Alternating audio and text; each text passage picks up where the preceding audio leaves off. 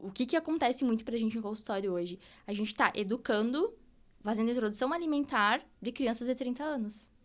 Por quê? Porque aquilo que eu falei antes, que tem que ensinar lá quando é bebezinho, de ir lá no 6º mês, começar com fruta, com verdura, sem açúcar, sem sal, para daí o paladar da criança acostumar com esse tipo de alimento que é menos forte de sabor naturalmente, né? Se você pegar, por exemplo, um alimento super temperado com sal e comparar com o chuchu, você acha que a criança vai querer o quê?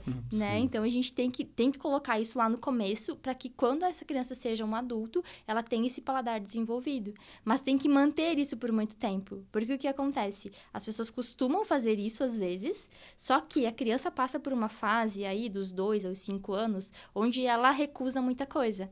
A hora ela quer comer, a hora ela não quer comer, a hora ela come muito disso, a hora muito daquilo. E os pais param de oferecer aquilo que ela recusa uma vez ou duas. Então, ali, geralmente, se perde essa questão de comer mais frutas e verduras. E aí, não se recupera mais.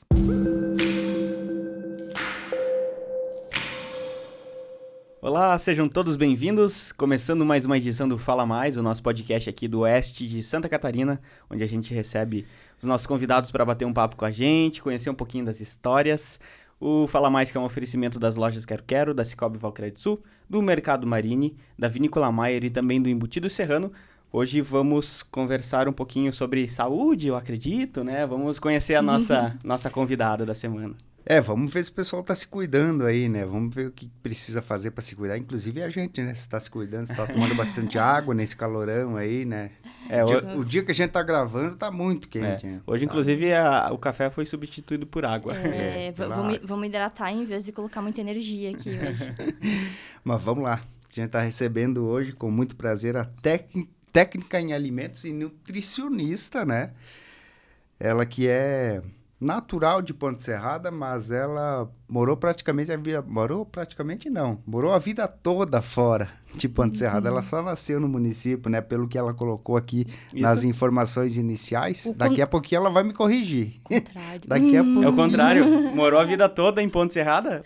Meio. Verdade. Meio. A gente nasceu... Eu falo a gente... Cada vez que eu falo de mim, eu falo do a gente porque eu tenho um irmão gêmeo. Então, é verdade, a gente... É verdade, eu tô olhando aqui e aí fica claro que eu não estudei antes de fazer a apresentação. Mas tá conosco a Thalita Faquinello. Thalita, seja muito bem-vinda ao Fala Mais. Então, natural de Chapecó e morou praticamente a vida toda em Ponte Serrada, né? A gente nasceu em Chapecó, né? Então, eu e meu irmão gêmeo. E com 6 meses a gente voltou pra cá. Eu falo porque o pai e a mãe são daqui, né? O meu pai nasceu aqui, 1 ano antes do município virar município.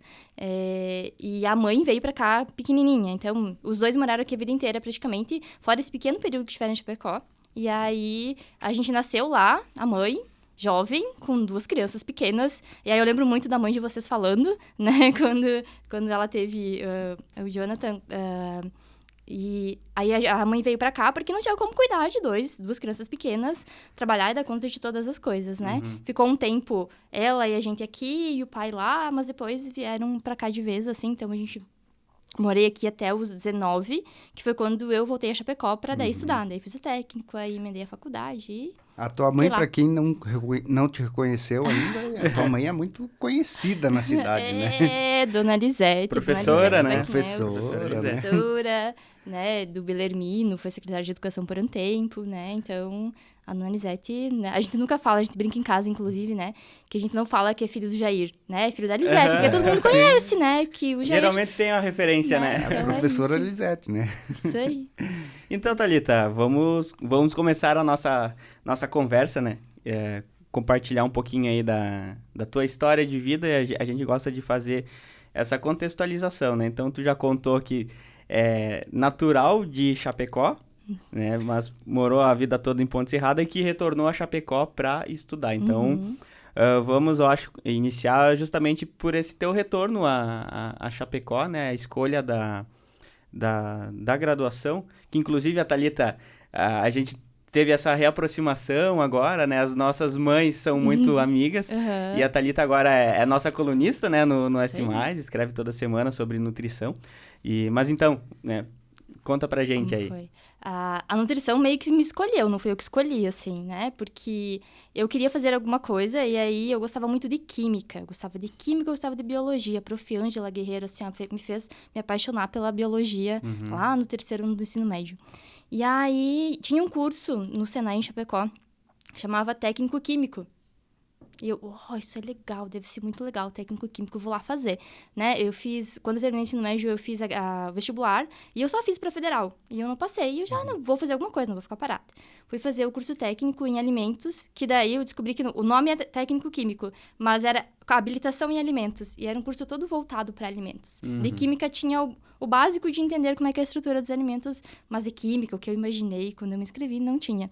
Mas ainda assim eu gostei do curso e quando eu terminei eu pensei, tá, e agora? O que eu faço? Porque também, se a gente pensar... vou entregar a minha idade agora, cara. Mas se a gente pensar 20 anos atrás, quando eu pensei nessa ideia de começar a graduação, de fazer alguma coisa, existiam muito menos universidades também, o acesso era muito mais restrito também. Então, eu comecei pelo técnico e quando eu fui pensar na graduação, existiam duas possibilidades. Era a primeira turma de nutrição da UNO Chapecó, que estava sendo lançado naquele momento, 2005. E existia engenharia de alimentos, que era o curso mais tradicional. E eu fiquei naquela, vou para um, vou para outro. Estava tentando escolher, e nisso eu fiz o estágio do curso técnico no Hospital São Paulo, em Xanxerê, junto com uma nutricionista. E aí foi, né? Porque eu me apaixonei por aquilo. Só que eu me apaixonei pela parte de cozinha. Né? Porque eu fiz estágio dentro da cozinha do hospital, e aí eram caldeirões enormes, não sei se vocês já viram como é que é uma produção de uma cozinha enorme. Mas imagina. É um caldeirão gigantesco, é uma indústria. Alto, com um monte de arroz lá dentro, outro com um monte de feijão, e aí são coisas gigantes. E eu achava aquilo muito legal, você cozinhar para um monte de gente, e melhor do que isso, o que mais me chamou a atenção, o que mais me fez eu me apaixonar por isso lá, era a diferenciação das dietas dentro do hospital. Porque lá dentro do hospital, você tinha uma dieta que era hipossódica, então o hipertenso era sem sal, o diabético era sem açúcar, aí o problema renal tinha que restringir proteína, e aí tinha toda uma adequação, tinha toda uma codificação, aquilo parecia meio que mágico, assim. Sim. E aí eu disse, nossa, isso é muito legal, eu quero fazer isso. Mas eu queria fazer aquilo do ponto de vista de quem estava dentro da cozinha produzindo. Eu nunca tinha pensado nessa ideia de quem está fora da cozinha, de quem diz o que tem que Planejando, no caso. Né? Isso, assim, o planejar a comida pro geral, era isso que eu queria. Sim. Mas eu não conseguia enxergar isso do ponto de vista de olhar mais para a clínica da pessoa. Sim. No sentido de atendimento 1 a 1. Era mais no operacional ali do... coletivo. Do coletivo. Né? E aí, isso me levou para a graduação, onde eu trabalhei, na verdade, na minha cabeça isso, né? A ideia de que eu ia trabalhar em restaurante, em cozinha coletiva, o tempo inteiro da graduação. Só que quando eu me formei, com 6 meses de formada, né? Eu passei no concurso público e fui trabalhar no SUS, atendendo pessoas, na clínica. E aí foi, assim, não tem. Hoje eu não volto para restaurante. Porque quando a gente consegue perceber, e isso quem é da área da saúde vai concordar comigo, que estiver escutando, assistindo a gente, você mudar a vida de alguém através de uma orientação, através de uma escuta, através de entender o que a pessoa realmente precisa e dar a orientação que ela veio buscar, e que às vezes ela nem veio buscar aquela orientação, mas tu entender que ela precisa daquilo e solucionar o problema dela com aquilo e ver a transformação da vida da pessoa, cara, isso faz meus olhos brilharem. Não poderia ter escolhido outra coisa, né? Hoje, olhando para trás. Mas assim, você nessa época, quando você cursava a faculdade, você já trabalhava, já tinha envolvimento com a área, com o setor em si? Em certa forma, sim. Porque eu trabalhei um tempinho em outras atividades administrativas, mas lá entre o segundo e o terceiro período da faculdade, eu comecei a trabalhar no laboratório dietético da faculdade, que era onde tinha todas as atividades do curso de nutrição e do curso de gastronomia também, que estava surgindo naquela época na universidade. Sim. Então, eu tinha um contato gigantesco ali, tanto com os professores, quanto com os acadêmicos, e com toda essa preparação, né? Então, às vezes, o pessoal de estágio, enfim, tinha esse contato mais intenso, assim, também. E a decisão por prestar o concurso depois da graduação foi depois da formação ali, que você prestou o concurso, né? Sim. Então, meio que uma família de... a minha mãe, as minhas tias, professoras, né? Uma família inteira de professor. Todo mundo foi para a via do concurso. Parece uma coisa boa, né? E era uma coisa que... na região de Chapecó, nutricionista não existia muito. né? Tava sendo formada as primeiras turmas, né? Hoje ainda já é uma profissão que as pessoas ainda não entendem muito bem o que faz, né? A nutricionista é só para fazer a pessoa emagrecer, Sim. né? Pra dar uma dieta ali, dizer o que tem que comer, né? Isso, o nutricionista só faz isso. Mas o nutricionista em si tem tanta função que assim, as pessoas nem fazem ideia de que em vários outros setores existe nutricionista, né? Em restaurante, em hospital, em clínicas, se a gente pensar no marketing, existe nutricionista, existe em tudo que é lugar, né? A gente que não tem conhecimento na educação mesmo para formar outros profissionais. Então, o que aconteceu aí? Do concurso. Só para entender como isso, o start para você prestar o concurso. Todo mundo ia para essa via do concurso, por quê? Da minha turma, né? Foi um momento onde o governo federal começou a exigir nutricionista em escola. E tinha uma demanda muito grande. E o concurso parecia uma coisa razoável, porque já era familiar, né? No meu contexto. Minha família, Sim. minha mãe, enfim. Então, beleza, parece legal isso, então vamos lá. Né? Então, foi aí que surgiu o concurso na ideia. Vamos tentar alguma coisa. Não sei vocês, assim, mas quando eu sair da faculdade, tem que trabalhar, né? Eu já trabalhava, na verdade, eu trabalhei a faculdade inteira, o técnico inteiro, sempre trabalhando e estudando. Mas agora eu tô formada, né? Agora vamos lá, vou fazer acontecer esse negócio aí. Então... Tem que ser algo concreto, né? Que vai perdurar. Isso. E aí, eu procurei outras coisas também, mas também fiz o concurso. Fiz esse, fiz outros, enfim. E acabei entrando logo na sequência num concurso. Você falou público. do SUS, mas qual órgão que era relacionado? Era municipal? Prefeitura. Prefeitura. Prefeitura, e eu trabalhava na Aí em unidade... Chapecó mesmo? Não, em Paial. Em Paial? Que é onde você reside hoje. Isso, que é onde eu moro hoje, que é uma cidade bem grande. A nossa região é cheia de cidades grandes, né? Então, eu costumo dizer que Paial é uma comodidade do interior, mas com algumas facilidades de estar muito próximo de Chapecó, né? Então, são 30 quilômetros de Chapecó, é super do ladinho. perto. É, Né? pertinho. Então... E como é que é essa história de você ir... Você ir é boa, né? Mas você nascer em Chapecó, a tua mãe, no caso, ir pra lá, pra ter você em Chapecó, você ficou um tempo lá, né? Porque a tua família morava aqui, né? Enquanto a tua mãe estava grávida, enfim, não, né?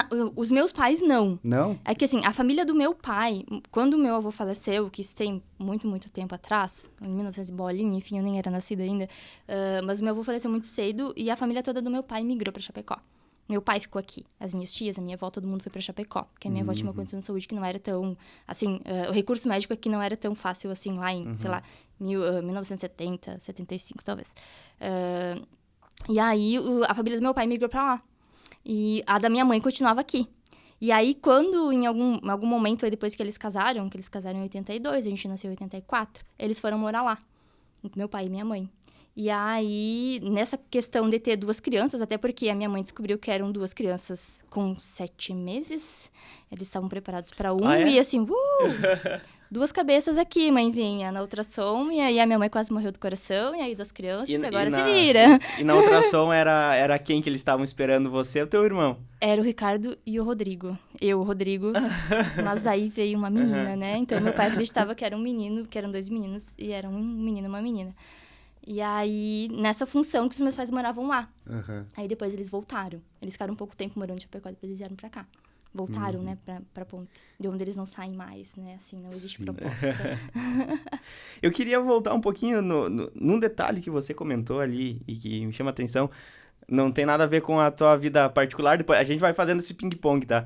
Mas você comentou lá atrás, quando o governo federal começou a exigir nutricionista nas escolas, né? E me veio na hora, assim, uma lembrança de que na nossa época de escola, realmente, existiam as cantinas, né? E que vendia salgadinho, chocolate, refrigerante, era isso que existia dentro das escolas. Aquele amarelão.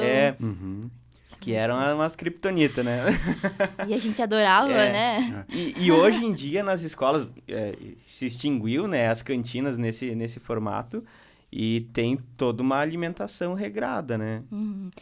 O Programa Nacional de Alimentação Escolar, ele é o programa de alimentação mais antigo do mundo, né? De trazer a alimentação para dentro das escolas. Inclusive, é modelo para vários países do mundo. Só que eles nunca teve uma execução tão legal quanto tem agora, nesse momento. Claro, a gente vai evoluindo, né? Existia uma obrigatoriedade via Conselho de Nutricionistas de que a alimentação escolar tivesse um responsável técnico, porém as entidades executoras, que eram os municípios, não executavam, não colocavam isso. E não existia uma cobrança com relação a isso. Mas aí, em Santa Catarina também foi pioneiro na questão da lei das cantinas. Então, Santa Catarina promoveu uma lei que extinguia essa cantina que nem a gente conhecia, né? Com esse monte de doce, cachorro-quente, aquela coisa toda que existia nas cantinas. Isso valendo para todas as escolas, mas as particulares demoram um pouquinho mais para engrenar esse negócio, né? Porque o controle é um pouco mais difícil.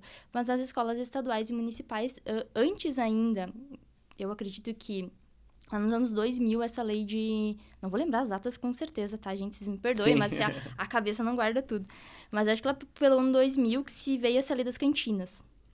Eu recordo que eu estava na faculdade, a gente fez algumas pesquisas dentro das escolas com relação a isso. E depois disso, começou a exigência de ter responsável técnico nutricionista, para equilibrar o que as crianças comiam. Porque aí tinha a comida, mas não sei se vocês lembram qual que era a comida da escola, assim, o que vocês comiam na escola. Lá no início... Um dia era polenta, no outro era Toddy, né? Nescau. E vinha sempre na mesma caneca, né? Aquela canequinha de plástico descascando, né? Exato. Então, para fazer um equilíbrio disso, especialmente para colocar mais fruta, mais verdura, mais coisas in natura mesmo, né? Nessa alimentação. E para descentralizar isso, porque era o governo do federal que comprava e mandava os pacotão. O Toddy vinha naquele sacão, a massa vinha naquele sacão. Era tudo granel, né? muito industrializado também, né? Não tinha muita coisa in natura. Como é que ia transportar no Brasil inteiro? Então, para tentar essa descentralização, eu me recordo, assim, vagamente, não é uma coisa tão viva na minha memória. Mas eu recordo que a minha mãe, quando secretária de Educação, já fazia essa parte, já existia uma nutricionista aqui. Isso foi logo quando eu comecei a faculdade, então foi 2005, 2006, talvez, eu lembro que ela vinha de outra cidade, e que ela organizava um pouquinho isso, então já tinha uma descentralização aí nessa época. Mas lá para 2010, mais ou menos, que o governo começou a cobrar, e aí sim tem que ter um para cada município. Tem que ter no máximo, porque antes era por associação. Por exemplo, aqui a Mai tinha uma nutricionista que comandava de todo mundo, mas ela fazia um cardápio para todo mundo, para todas as escolas.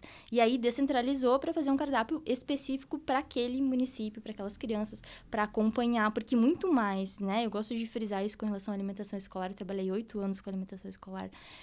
A alimentação escolar, ela não é só fornecer alimentação, ela tem 2 eixos principais. Um que é o fornecimento de alimentação, né, de refeição, e o outro que é a educação alimentar. Certo. Que é uma coisa que a gente não tem, que é muito difícil a gente encontrar, né? E se a gente pensar hoje numa população Brasil pré-pandemia, a gente tinha 50% das pessoas em sobrepeso ou obesidade.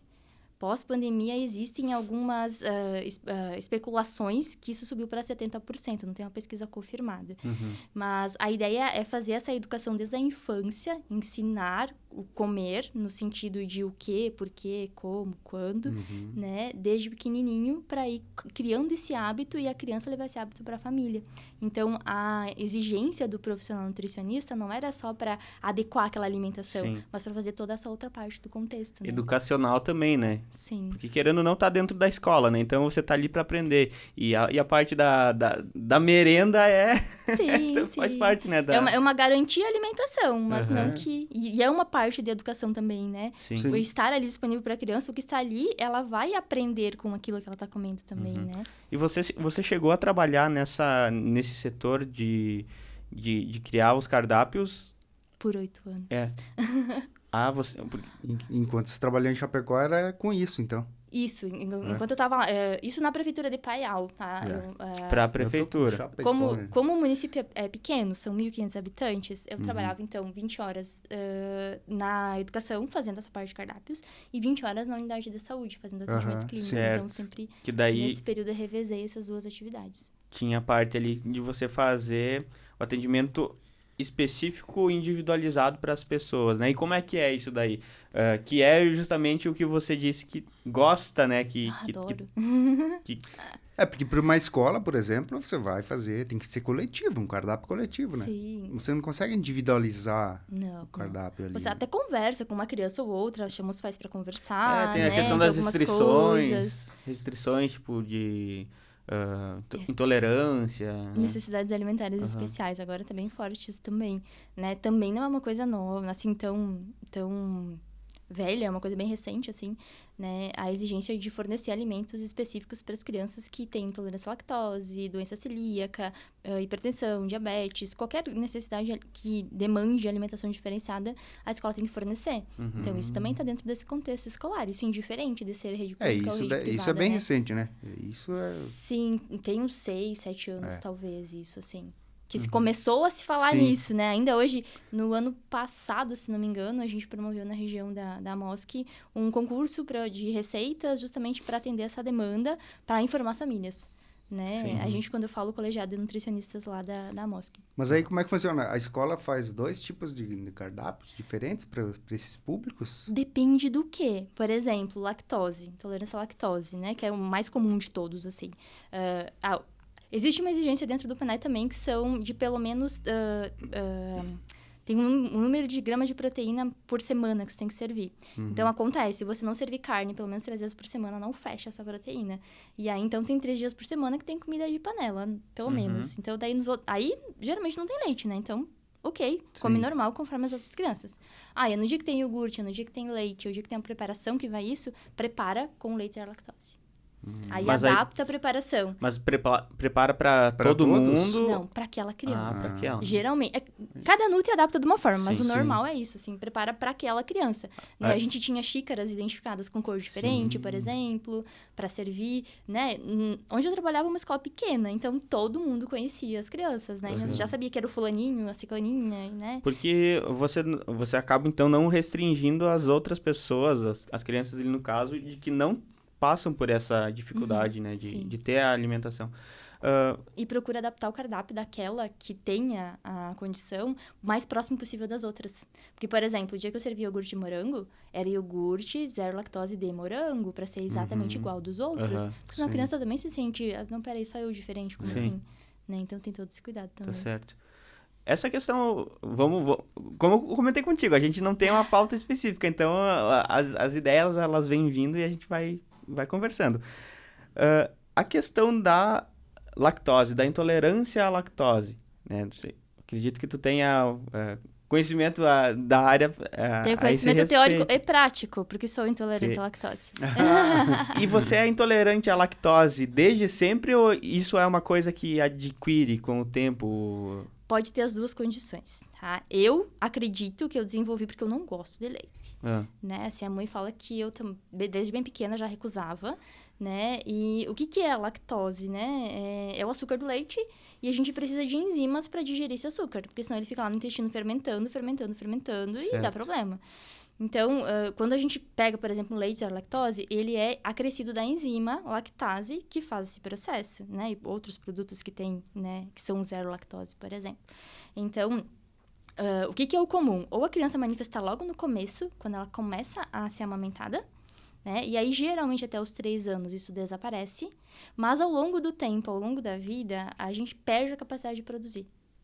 Então, por isso que é comum pessoas com 20 e poucos, 30 anos apresentarem, sendo que antes nunca apresentavam nenhum sintoma. Sou o caso. Né? Então, é isso. Provavelmente, o corpo vai deixando de produzir. Especialmente se passa por uma fase, um período muito longo sem consumir com mais frequência, né? Leite e derivados. Por quê? Eu costumo brincar, né? Que é tipo, uso e desuso, não tá mais usando, pra que eu vou produzir? Sim. Né? Então, o corpo acaba não produzindo mais essa enzima, e aí quando você vai consumir o alimento que tem, peraí, isso aqui é estranho, que é estranho lá dentro do nosso organismo, especialmente lá no intestino, fica de lado aí, daqui a pouco eu vejo, deixa eu processar o resto das coisas.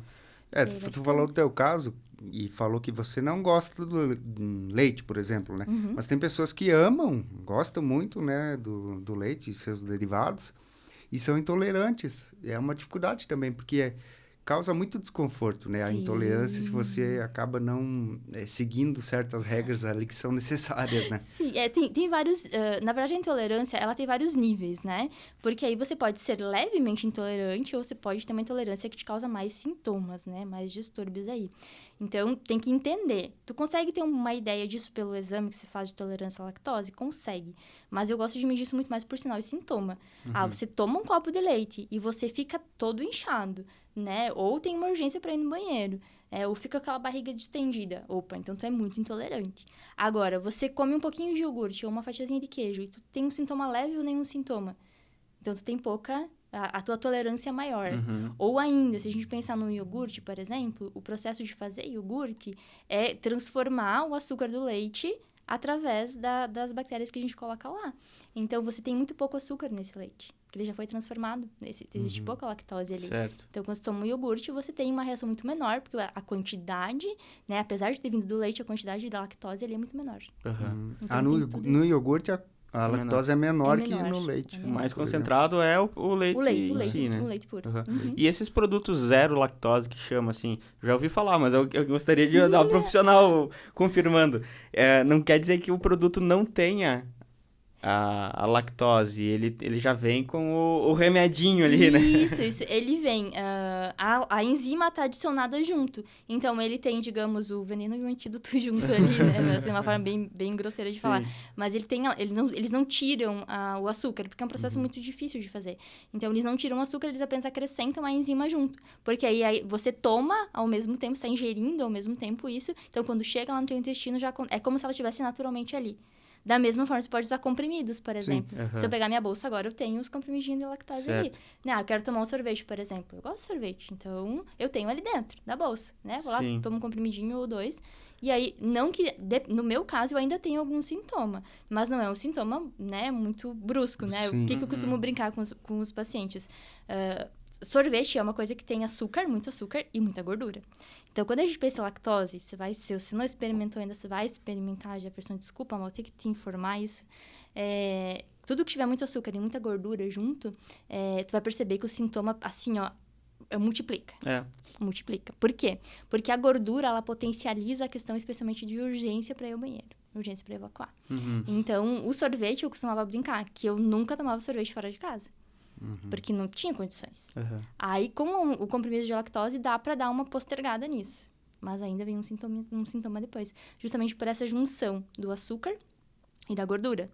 Porque não é uma coisa natural, né? Se vocês pensarem comigo, açúcar e gordura junto na natureza, em um alimento natural, assim, existe? Conseguem pensar em um alimento que é muito doce ou muito gorduroso ao mesmo tempo? Não, a castanha tem gordura, mas é outra gordura e não é... Não é doce. Não é doce também. O abacate também é bem gorduroso, mas não é doce. As pessoas colocam açúcar, né? Porque não é doce. Açúcar amarelo, no meu caso. E se você pensar, por exemplo, no mel. Açúcar, basicamente açúcar ali no mel. Mas ele não tem gordura. Então, a natureza não tem alimentos. Você não encontra na natureza alimentos ricos em gordura e ricos em açúcar ao mesmo tempo. Isso é uma invenção do homem. E aí, essa combinação... é uma bomba em vários sentidos para o nosso corpo, né? Porque ele confunde tanta questão do nosso cérebro, no sentido de... quando entra açúcar, o cérebro sabe o que fazer. Quando entra gordura, o cérebro sabe o que fazer em questão de saciedade, de já tá bom de comer. Agora, quando você come um negócio que tem muito açúcar e muita gordura, tu meio que trava o cérebro. E aí ele não sabe o que fazer com esse negócio. Aí você não tem parar de comer, você só segue comendo. Thalita, e o desenvolvimento da intolerância? Tem algo que acelere desenvolver intolerância, ou que estimule esse desenvolvimento de uma pessoa que não se tornar a ser, com base na alimentação que ela tem? Possa ter. Eu não costumo dizer que sim, tá? Mas existe uma possibilidade que eu acho que é o que eu fiz comigo mesma, né? Eu não consumi por muito tempo. Então, o meu corpo, ele não precisou mais produzir aquilo, e ele meio que esqueceu como é que fazia. Então, a única forma de você induzir a questão da intolerância à lactose é você ficar muito tempo sem consumir. Mas isso é muito individual. Tem pessoas que ficam meses ou até anos sem consumir, voltam a consumir e não tem sintoma nenhum. Sim. Né? Agora, é muito mais uma condição que vem com a pessoa, né? E que vem tanto de herança genética quanto de fator ambiental. Então, é uma mistura das duas coisas, do que propriamente uma indução via alimentação. E aí o corpo perde a capacidade dessa produção e ele não recupera mais. Não. A pessoa que se tornou, não volta. Não tem triste, reversão. né? É tipo pressão alta, assim. Se tem pressão, se é hipertenso, você vai tratar. Você não vai curar. Não tem cura da hipertensão. Você só vai tratar o negócio, manter controlado pra você não piorar. Sim. É um caminho sem volta, Exato. só vai. Exato. Só segue agora. Só segue. Dos itens ali que você falou dos produtos, né? Então, por exemplo, o leite que vem 0 lactose já com a enzima, né? Uhum. Voltando para a parte das individualidades das pessoas, né? Como é que é feito esse cálculo para que coloquem lá na indústria a quantidade certa que a pessoa que tem muita intolerância vai tomar o leite 0 lactose e não vai sentir efeitos? Não existe. Não tem essa garantia? Não existe cálculo. O cálculo é baseado em gramas de carboidrato, em gramas de lactose, que aquela quantidade de enzimas consegue digerir. Então, o cálculo é sempre nisso. Quando a gente pensa na questão do comprimido também, é nessa ideia. Sei lá, tô chutando porque eu não sei os números de cabeça, mas 1 grama de lactose precisa de 1 grama de enzima para digerir. Então, é isso que está no comprimido. Um comprimido vai dar conta de um copo de leite, por exemplo. Perfeito, entendi. Tá? Mas não tem uma garantia, por isso que os níveis são muito diferentes. E aí, quando a gente vem para a clínica, né? Aí, quando eu atendo a pessoa lá na individualidade, eu vou entender, tá? Quando você toma o leite de lactose, você fica ok? Não, ainda fico meio ruim. Então, tu vai precisar associar um comprimido junto, quando você quiser consumir. Porque você está colocando mais enzima junto nesse teu momento de digestão. Então, aí é uma avaliação muito durante o atendimento clínico, né? E a ingestão do comprimido tem que ser no ato ali da alimentação. De preferência, junto. Porque eles vão chegar meio juntos lá no sistema de digestão. E tem algum índice, assim, de que, tô tomando leite e comendo derivado o dia todo. Vou ficar colocando para dentro comprimido de lactose. Então, tem várias questões aí. Tá, sim, você, teoricamente, vamos pensar só na ideia do comprimido, sim. Só que você também tem que pensar que existe não vou dizer uma regra, mas existe um ideal de consumo de lácteos ao longo do dia. Em torno de 2 porções, 3 porções. Né? Você não vai colocar muito mais que isso, porque também tu satura o teu sistema de uma coisa só. Né? Você vai estar com um excesso de muitas coisas aí, né? Então, tem que pensar nisso. Além de outras coisas, porque a gente está falando da intolerância à lactose, mas existe uma outra coisa que chama alergia à proteína do leite de vaca, APLV. Se vocês já ouviram falar. Sim, tem crianças, inclusive, né, que são alérgicas. APLV. Então, a intolerância, eu digo que ela é molezinha perto do APLV. Porque a intolerância, você coloca enzima, você toma ali, você tem um sintomazinho geralmente mais leve. Agora, o APLV, ele é um sintoma que ele pode ser mediado por imunoglobulinas, que é uma reação alérgica mesmo, né? E aí, isso é manifestação na pele, e aí é uma reação digestiva mais violenta, tá? E ao longo do tempo, se a pessoa tem, né? E geralmente crianças, a gente identifica isso muito em crianças. Se a criança tem APLV e ela não trata ou ignora e continua consumindo coisas que têm leite, ela vai ter um prejuízo no sistema gastrointestinal, ou seja, intestino ruim, muito provavelmente pro resto da vida, porque vai danificando, né? É como se você tivesse... Eu brinco isso, o tempo de trabalhar com alimentação escolar me deu uma didática para essas coisas. Então, como se tu tivesse uma feridinha, né? Você tem alergia à proteína do leite de vaca. Consumiu o leite, e aí você fez a feridinha. E aí você continua consumindo, é como se estivesse arrancando a casquinha cada vez. Vai ficando pior. Vai ficando pior a cada vez.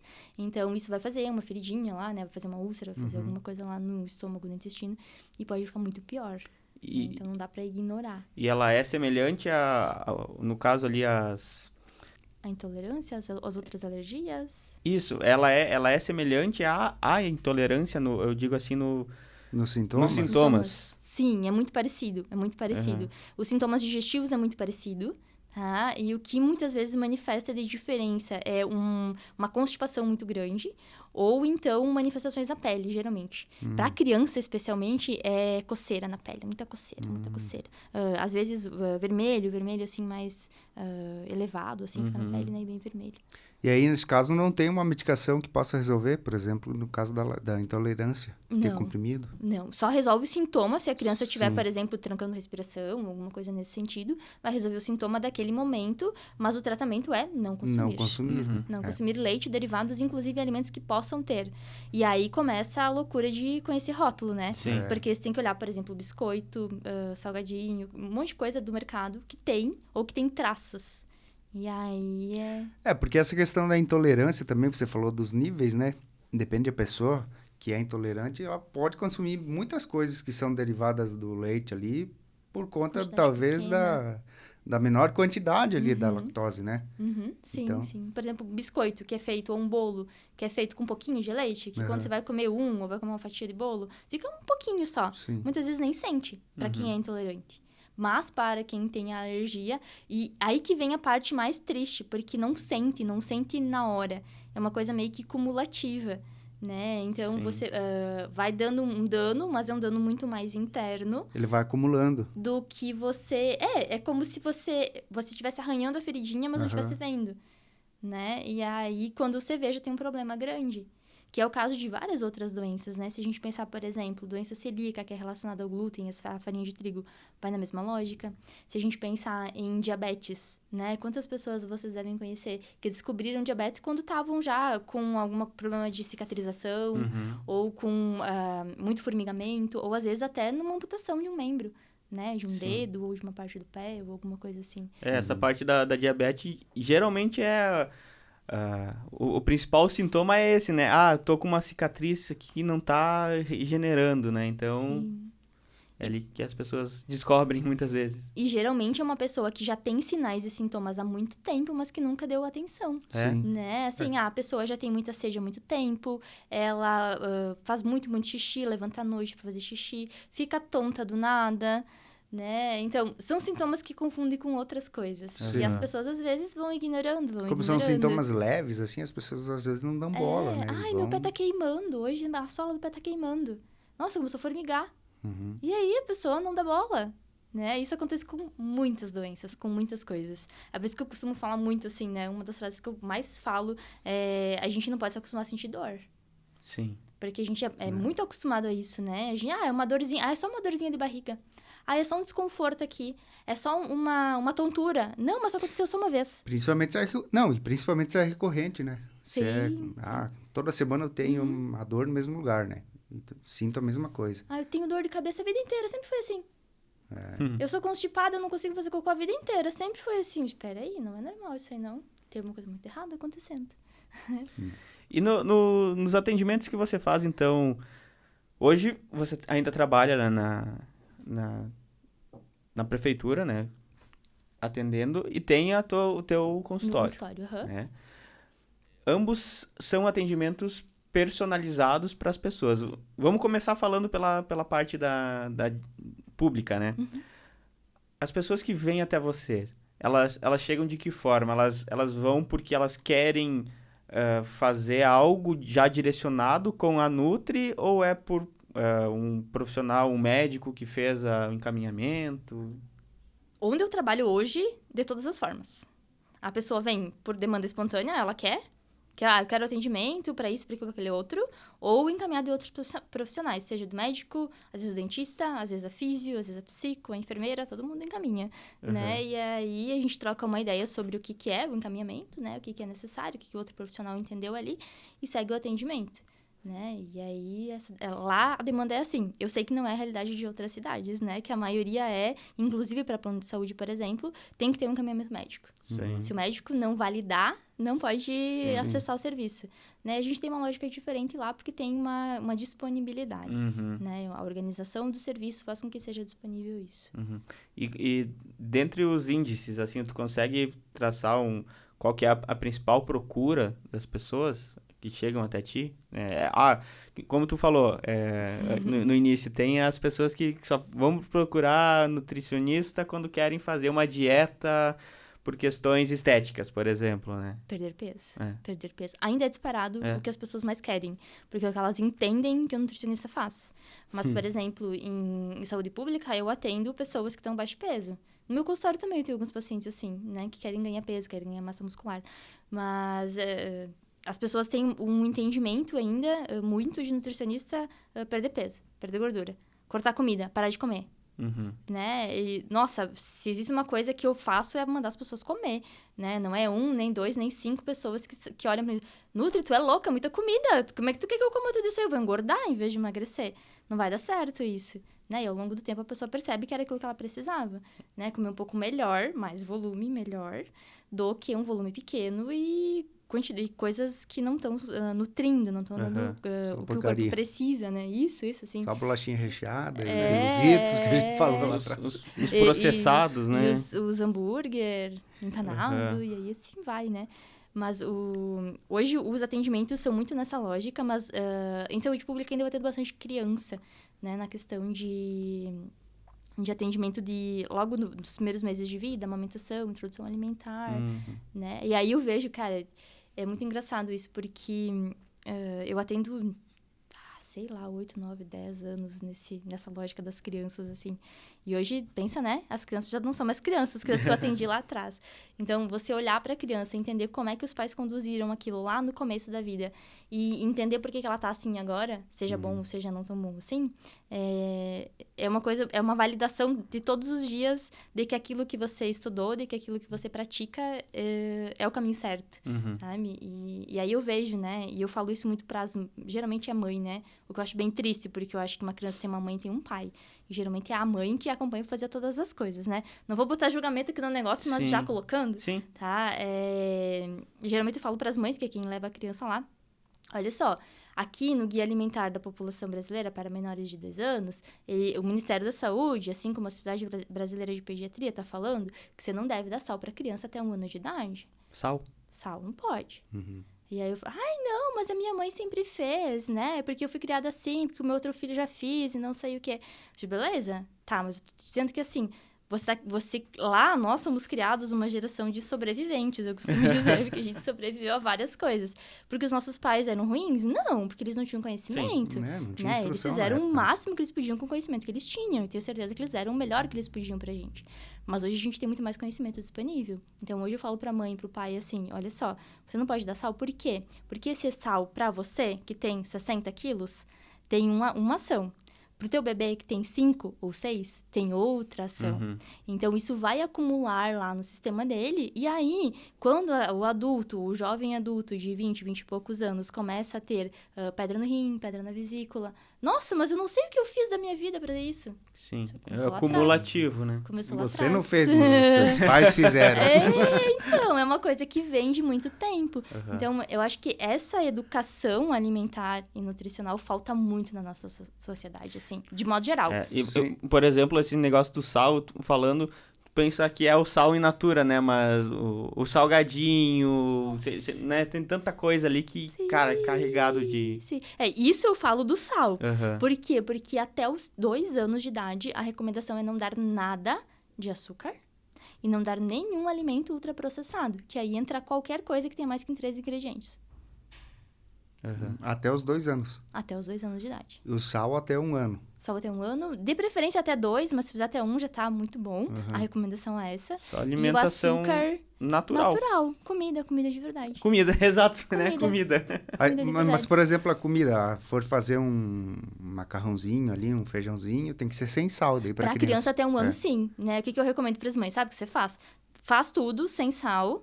Separa o que é da criança, daquela refeição, da próxima, guarda a geladeira certinho. E depois, no final, você coloca o sal que você quer para a família. Nisso, as pessoas reduzem muito o consumo de sal. Por quê? Quando você usa tempero e você vai provar a comida ao final, quando ela tá pronta, você já sente o sabor do tempero. Sim, do então, tempero, você não precisa carregar tanto no sal para dar gosto quanto você colocaria antes. Então, já é uma receita, por exemplo, o vô que é hipertenso, que mora na mesma casa. Então, aí a gente já vem uma coisa conjunta, né? E um parêntese, o tempero não é o caldo de galinha, né? Não. Sazon. De novo. Sazonzinho, né? É o amor, né? Tem que ter amor. Tem que ter amor. O coração palpita com esse amor, né? Eu tenho na minha sala, tanto no meu consultório quanto lá na prefeitura, alguns tubetes, assim, onde eu coloco a quantidade de sal nos alimentos. Então, a quantidade de sal que nós, adultos, sem pressão alta, tudo normal, joinha, legal, deveríamos consumir no dia, no máximo, são 5 gramas. Tá? 5 gramas vai dar... Sabe o tubinho da Bic, assim? 5 tubinhos da Bic. Da tampinha da Bic. A tampinha da Bic. A tampinha da caneta. Cada tampinha tem mais ou menos 1 grama de sal. Se colocar ali, não socadinho, a tampinha só colocar. Da caneta? A tampinha da caneta. Dá bastante. Tá. Então, são 5 dessas ao longo do dia. Em tudo que você for comer. Sim. Seja industrializado, seja no que tu vai colocar na comida. E aí começa a conta, né? Além do que tu coloca na comida, vai o industrializado. E aí você pega uma família que coloca o sal, coloca o caldo de galinha, ou o sazon, seja o que for, e ainda coloca outras coisas nessa refeição. Por exemplo, fez um feijão e um arroz que fez essa mistura do sal com o tempero pronto, né? O sazon, o caldo de galinha. E aí pega um empanado. Só um empanado, em média, tem, em média, 1,3, 1,4 gramas de sal. Tá? Das 5 Já que se vai deve ali consumir. 25%, Tá? 30%. Aí você pega um pacote de salgadinho, seja de qualquer marca, já vai ter mais um e pouco, 2 gramas. E aí, tu fica só nisso ao longo do dia? E os alimentos que tu consome que naturalmente já tem? Né? Então, o sal de adição, que é esse que a gente coloca nas coisas, eu costumo dizer que a gente tem que colocar o mínimo possível. Né? E se a pessoa for hipertensa e se ela tiver pressão alta, isso cai pela metade, 2,5 gramas. E geralmente quem tem pressão alta são pessoas que são mais velhas. Sim. Né? Infelizmente, agora a gente está vendo pessoas com 20 e poucos anos com a pressão alta, o que para mim é assustador. Mas o normal, assim, o mais comum são as pessoas serem mais velhas. E elas têm um paladar muito mais viciado, então elas precisam muito mais para sentir sabor. E aí a quantidade que se consome, a última pesquisa que eu recordo é que a média do brasileiro é 12 gramas de sal por dia. Mais que o dobro. Nossa, Então é bem mais mais. que o dobro, né? A média. Então tem gente que come muito mais, tem gente que talvez come um pouco menos. Né? Então é assustador quando a gente para pensar nessa lógica. Um caldo de galinha, ele tem um equivalente, um tabletinho, tá? Um tabletinho, ele tem mais ou menos umas 3,5 gramas de sal. Então é quase a quantidade toda só um tabletinho. Pergunta de leigo agora, né? O sal, ele é o sódio? Ou eles têm relação? Eles não têm... O sódio está no sal. O sódio está no sal. Porque... 0,4 gramas, né? 40% do sal é sódio. Porque a gente vê nas embalagens, né? Nos rótulos ali, geralmente esses industrializados, eles têm muito sódio. O que é isso? Qual que é o malefício? E se tem algum benefício? Não, nós precisamos de uma quantidade de sal ao longo do dia, porque existem processos no nosso corpo que dependem do sódio, que são sódio dependentes. Mas o excesso também, ele vai trazer prejuízos. Então, aquela história do o medicamento ou o veneno é a dose que vai diferenciar, né? Então, o que acontece com o sódio? Agora tem uma rotulagem nova de alimentos, né? Que tá entrando em vigor ainda algumas áreas da indústria ainda estão se adequando, mas a maior parte delas já tem que colocar isso em evidência, né? Desde março desse ano, se não me engano. E aí, o que acontece? Tem lá uma tarjinha preta, né? Alto em gordura saturada, alto em sódio, alto em açúcar adicionado. A gente já vê em várias situações, maionese, por exemplo, embalagem de ketchup, né? Tem... né? O que é isso? Isso é um alerta de que aquela quantidade por porção ali, ela vai te fazer mal. Se você consumir toda aquela porção, ou a porção indicada, por exemplo, um tubo de maionese, você não vai comer tudo de uma vez, né? Mas, geralmente, a porção que tá lá, que é 1 colher ou 2 colheres, se você consumir aquilo, já vai te trazer prejuízo. Então, essa é a ideia ali, né? Ainda dentro dessa rotulagem, ficou essa questão do sódio que confunde muita gente. Por quê? O sal, ele é o cloreto de sódio e mais outras coisas misturadas. Então, para cada grama de sal, a gente tem 400 miligramas de sódio. Então, 40% do sal é sódio. Então, como é que você vai pegar um rótulo do mercado e tentar entender e fazer essa conta mental? Primeiro, lembrar dessa informação e fazer essa conta. Então, essa nova rotulagem, ela veio muito nessa lógica de tentar facilitar você olhar para a embalagem e já entender o que tem ali que pode te fazer mal, né? Claro que existem muitas outras coisas que podem fazer mal também. E aí, o que acontece? Que é meio que uma adaptação da indústria, né? A indústria teve 2 anos para se adaptar com essa nova rotulagem. E muitos produtos reduziram o sódio. Se vocês perceberem, né, se começar a olhar no mercado, eu gosto pra mim, ir no mercado é tipo passear no shopping, assim, eu adoro olhar as prateleiras, o que tem de novidade, os rótulos novos. Por quê? Porque eu consigo perceber muita coisa, e aí o que acontece ali? As embalagens, elas vêm com avisos de redução de sódio, agora 30% menos sódio, 40% menos sódio. Menos gordura, vocês devem ter né? percebido isso ao longo dos últimos anos. Sim. Né? Que é justamente para eles não ficarem rotulados com aquela tarja preta lá. Exatamente. Menos peso, inclusive, né? As Exato. embalagens de chocolate, por exemplo, né? Isso também. Então, a indústria foi reduzindo a quantidade dessas coisas para não precisar rotular. Né? Isso é bom porque, de alguma forma, nem todo mundo vai prestar atenção nisso, nem todo mundo está preocupado ou pode também prestar atenção nisso, né? Porque isso é um outro contraponto que a gente tem que fazer, que a gente está num momento, né? Isso já vem há algum tempo, da questão de disponibilidade financeira da população, onde não adianta eu falar para as pessoas, você precisa comer carne, se ela não consegue comprar carne, ela vai comprar empanado, porque é muito mais barato. Os alimentos industrializados, ultraprocessados, eles são muito mais baratos mortos, né? Porque eles são produzidos, se você pensar, um empanado, ele não é carne. Ele é uma mistura de tudo que sobrou lá, basicamente, que foi revestida de farinha e colocado para a indústria, né? Para o comércio, aliás. Então, tem esse outro contraponto, né? Ajuda as pessoas porque reduziu a quantidade de sódio, de gordura e de outras coisas que podiam ser prejudiciais, para que a gente não compre quando olha no mercado, mas também para aqueles que não podem ter esse acesso, também não são tão prejudicados, porque já reduziu essa quantidade, né? Porque daí a pessoa... Qual vai ser a alternativa, então, né? Eu tô com uma embalagem aqui que tá dizendo que o produto é benéfico. É maléfico, aliás. Mas o que eu tenho de alternativa a não ser isso daqui, né? Para as pessoas ali que não, como tu comentou, né? Não tem condição. Sim, eu digo que tem que escolher o que é menos ruim, assim. Tu precisa consumir uma proteína, por exemplo. No empanado, tu tem a proteína pelo menos um pouquinho. Então, tentar equilibrar, né? E eu acho que tudo depende da situação. Eu não sou muito taxativa em nada. Assim, tem que fazer isso, tem que fazer aquilo. Isso pode, isso não pode. Cara, essas coisas pra mim eu acho que é muito... 880 não existe muito, né? Até porque o que funciona pra ti não funciona pra ele. Vocês são irmãos, vocês conviveram juntos por muito tempo, né? Eu brinco, tendo um irmão gêmeo, isso facilita muito a minha vida também, né? Eu e meu irmão, a gente é muito diferente em muitas coisas. E a gente esteve 9 meses na mesma barriga, né? Agora, o que determinou foi a genética? Não, foi o que a gente desenvolveu ao longo da vida, cada um, né, com as suas preferências, com as suas vivências e tudo mais.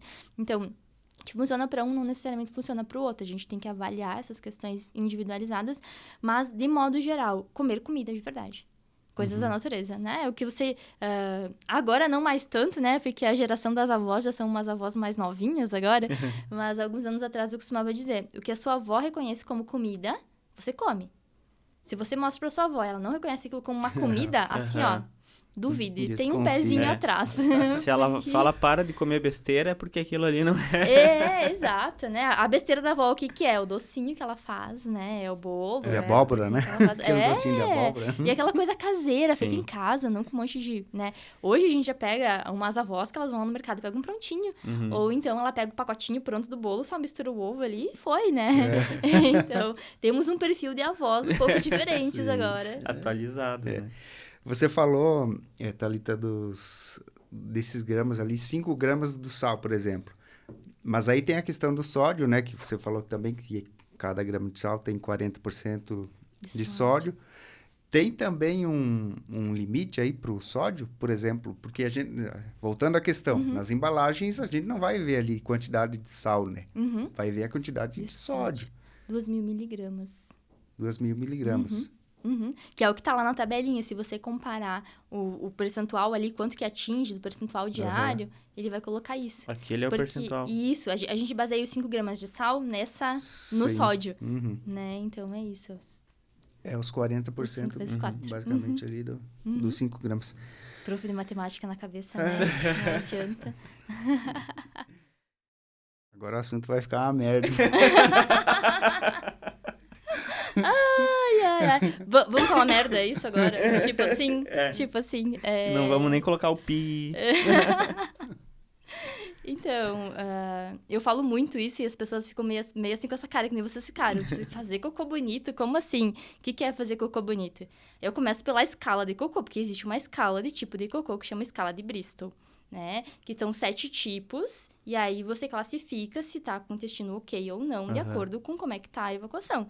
E eu falo cocô mesmo, tá? Eu às vezes fico me policiando pra falar evacuações ou coisas desse tipo, mas todo mundo faz cocô, cara. É mais popular, né? E se alguém não faz cocô, tem um problema muito sério acontecendo. Então, vai atrás de entender o que tá acontecendo aí, né? Porque se não faz, deveria estar fazendo, né? E tem que regular esse negócio. E de preferência bonito.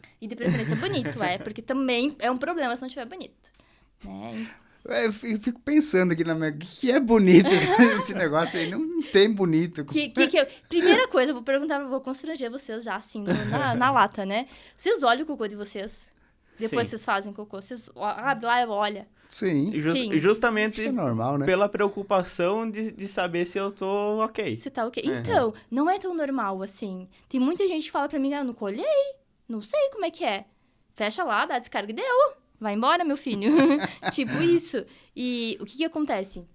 Um cocô bonito é um cocô de número 4, que é o meio da escala de Bristol.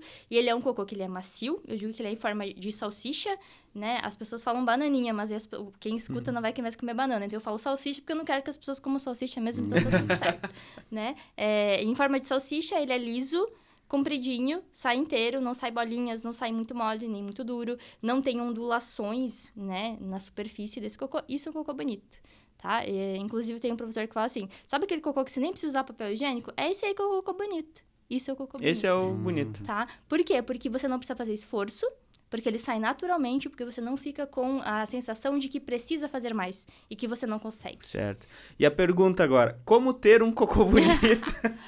Cara, como ter um cocô bonito é um negócio complexo pra caramba. Tá? Por quê? Eu poderia só falar que pra ter um cocô bonito, você precisa tomar água, né? Que é uma das principais coisas que você tem que fazer, que as pessoas não fazem, né? A aguinha, então a gente precisa. Pelo menos uns 2 litros por dia, claro que isso varia de pessoa para pessoa. Existe uma conta que a gente faz, que é de 35 ml para cada quilo de peso. Então, algumas um pouco mais, algumas um pouco menos. Depende da tua atividade física, da tua atividade de trabalho, se gasta mais, se gasta menos, também vai influenciar. Então, beber água, primeiro ponto, né? Agora, beber água é beber água. Não é beber chimarrão, não é beber café, não é beber chá cheio de açúcar, né? É água. Suco. Água Não vale também? Água saborizada. Uma coisa que eu até hoje eu não consigo entender. Beleza, suco, café, você tá com um negócio diferente ali. Mas o chimarrão, eu não consigo entender o porquê que ele invalida a água. E o chá? Qual a tua percepção do chá? O chá eu até vejo assim, porque a maioria das pessoas elas vão tomar um chá doce, com adoçado. Então seria por conta disso. Mas o chimarrão, tem açúcar também? Algumas ervas têm, né? Se a gente for para pensar, algumas ervas têm, não é a maioria, especialmente na nossa região, não é tão comum. Mas algumas ervas têm o açúcar, mas tem as propriedades do próprio Ilex paraguariensis, que é a erva mate. E aí, isso quando entra para dentro do corpo, não age da mesma maneira que a água. Certo. Tá? Porque ele tá carregado de alguns bioativos aí junto. Então, a gente não pode considerar da mesma maneira. Uma água saborizada, eu digo que antes de nada, melhor aquela, né? Mas também tem essa questão de ter alguma coisa junto. Então, o que eu costumo indicar para os meus pacientes que não tomam água? Vamos começar com a água saborizada. Vamos começar contabilizando um pouquinho do teu chimarrão. Mas a gente tem que ter a transição para água, né? Eu sou muito isso aqui é o ideal, tá?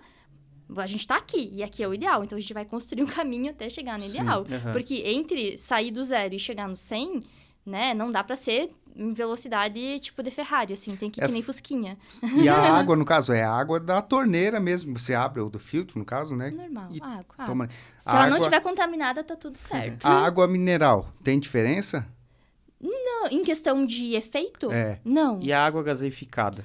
Se você não tem problema de ficar com muitos gases e piorar a função intestinal, pode tomar também. Mas ela conta como água normal. Conta como água normal. Embora tendo gás ali, sim, ela não é a mesma coisa que o chimarrão, que tem as invalidações ali no meio. Não, claro que tem alguns pontos, né? Por exemplo, algumas águas gaseificadas costumam ter mais sódio. Então, tem que avaliar, por exemplo, se é uma pessoa que tem pressão alta. Mas aí é muita individualidade no negócio. Mas, de modo geral, ok, pode tomar. Né? O que eu brinco quando eu falo do intestino, né? Se você tem, né? A gente derramou uma meleca aqui em cima dessa mesa. Tava comendo chocolate, por exemplo. Derramou aqui, deixou, secou, grudou esse chocolate aqui, tá? Aí, você pega um pano e vem esfregar pra tirar. Não vai ser fácil de tirar. Você precisa jogar água, certo? Você vai pegar água suja ou água limpa pra botar aqui, pra limpar? Água limpa, né? E a água do chimarrão é o quê? E o chá, e o suco, e o café? Certo. Então, a gente precisa de água limpa. Se você quer limpar o teu corpo, você precisa de água limpa, né? Não é água suja, é água limpa para fazer esse processo. O restante do líquido contribui para muita coisa. Mas a gente precisa ter pelo menos um pouco de água pura no nosso dia, para o nosso corpo poder aproveitar isso da melhor maneira. Diz que o ideal nessa questão da água também, ficando nela, né? É que para você não estar desidratado, o ideal é que você nunca sinta sede também, né? Porque a partir do momento que você está com sede, você já desidratou. É teu corpo pedindo socorro, né? Todos os alertas, sirenes do universo, do corpo estão ligados quando você tem sede. É porque realmente não tem mais. Então, beber água... Eu sou uma criatura que não sinto sede. Se eu esperar sentir sede pra tomar água, pode abandonar. Porque aí eu já tô mega desidratada. Então, como é que a gente olha se tu tá desidratado ou não? Xixi. A cor do xixi, o odor do xixi. Um xixi mais clarinho quer dizer que você tá com a água ok, né? Um xixi mais escuro, com um cheiro mais forte, quer dizer que você não tomou água o suficiente. Então, a cada ida no banheiro, você pode monitorar como é que tá a hidratação. Sim. Então, Já é além um do bom cocô, parâmetro. tem que ter um xixi bonito. Sim, porque o xixi bonito vai ajudar no cocô bonito. Tudo funciona assim. A gente tem muito pudor e muita... A gente se regra muito pra não falar sobre as excreções do nosso Sim. corpo e é fisiológico, todo mundo faz. É natural, Né? né? Todo mundo precisa fazer isso, não tem, né? Ai, é escondido, igual amamentar a criança, ai, tem que ser escondido. Cara, é natural. Aham. É natural, é necessário que seja feito, né? Tu falou ali, então, a água é um principal dos itens. E quais são os outros itens? Fibra. Comer fibras. Então, fibra tá onde? Fruta, verdura, cereais integrais, né? O que seria pelo menos, assim, 500 gramas de frutas e verduras no dia, né? Se a gente dividir isso aí, vamos pensar que uma fruta tem em média 100 gramas. 3 frutas no dia, 100 gramas de salada no almoço, 100 gramas de salada no jantar. Fechou. Difícil? Talvez pra quem não pratica. É, Mas... justamente, né? Difícil pra quem não tem o hábito, né? Tem que criar. É. E assim, a maioria das pessoas não come. Nós temos... eu brincava há pouco tempo com algumas colegas nutris, que o que acontece muito pra gente em consultório hoje? A gente tá educando, fazendo introdução alimentar de crianças de 30 anos.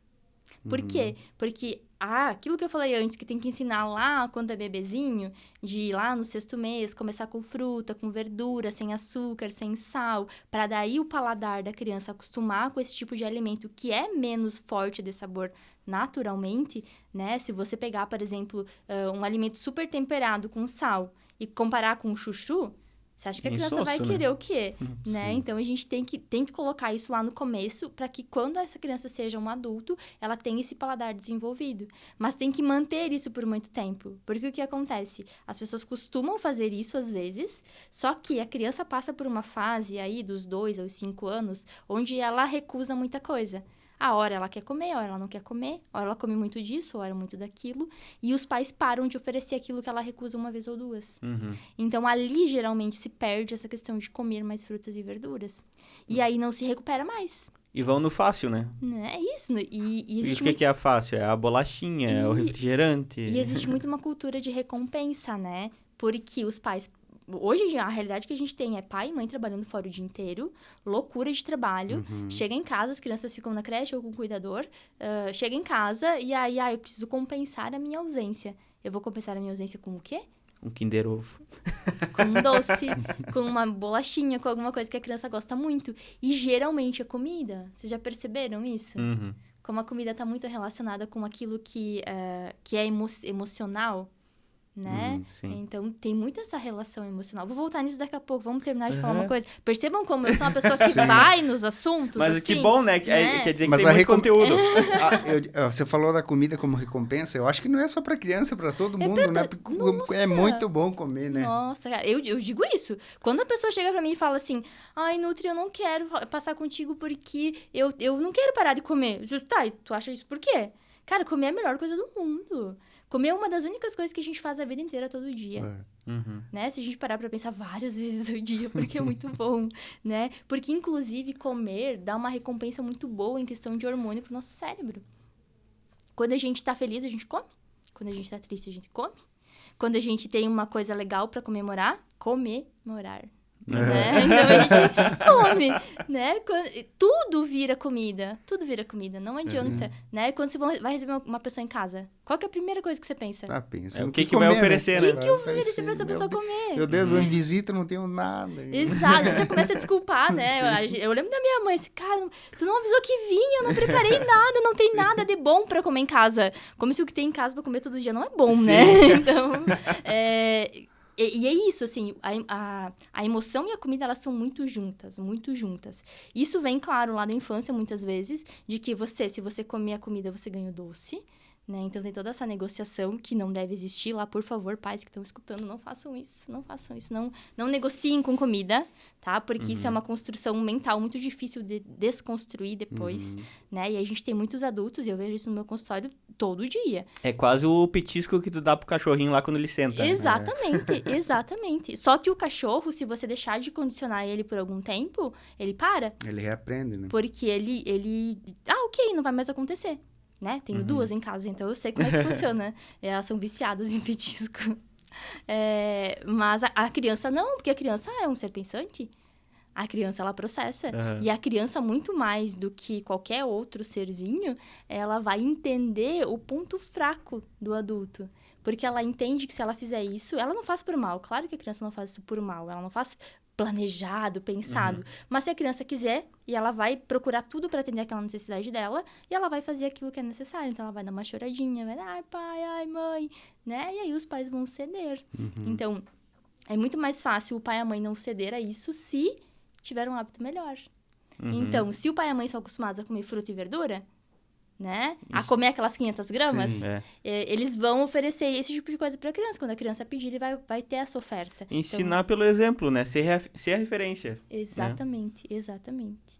Né? Essa questão das quantidades, a gente sabe que tem, a grosso modo, assim, é carboidrato, proteína, o sódio ali, né? Enfim, fibras, né?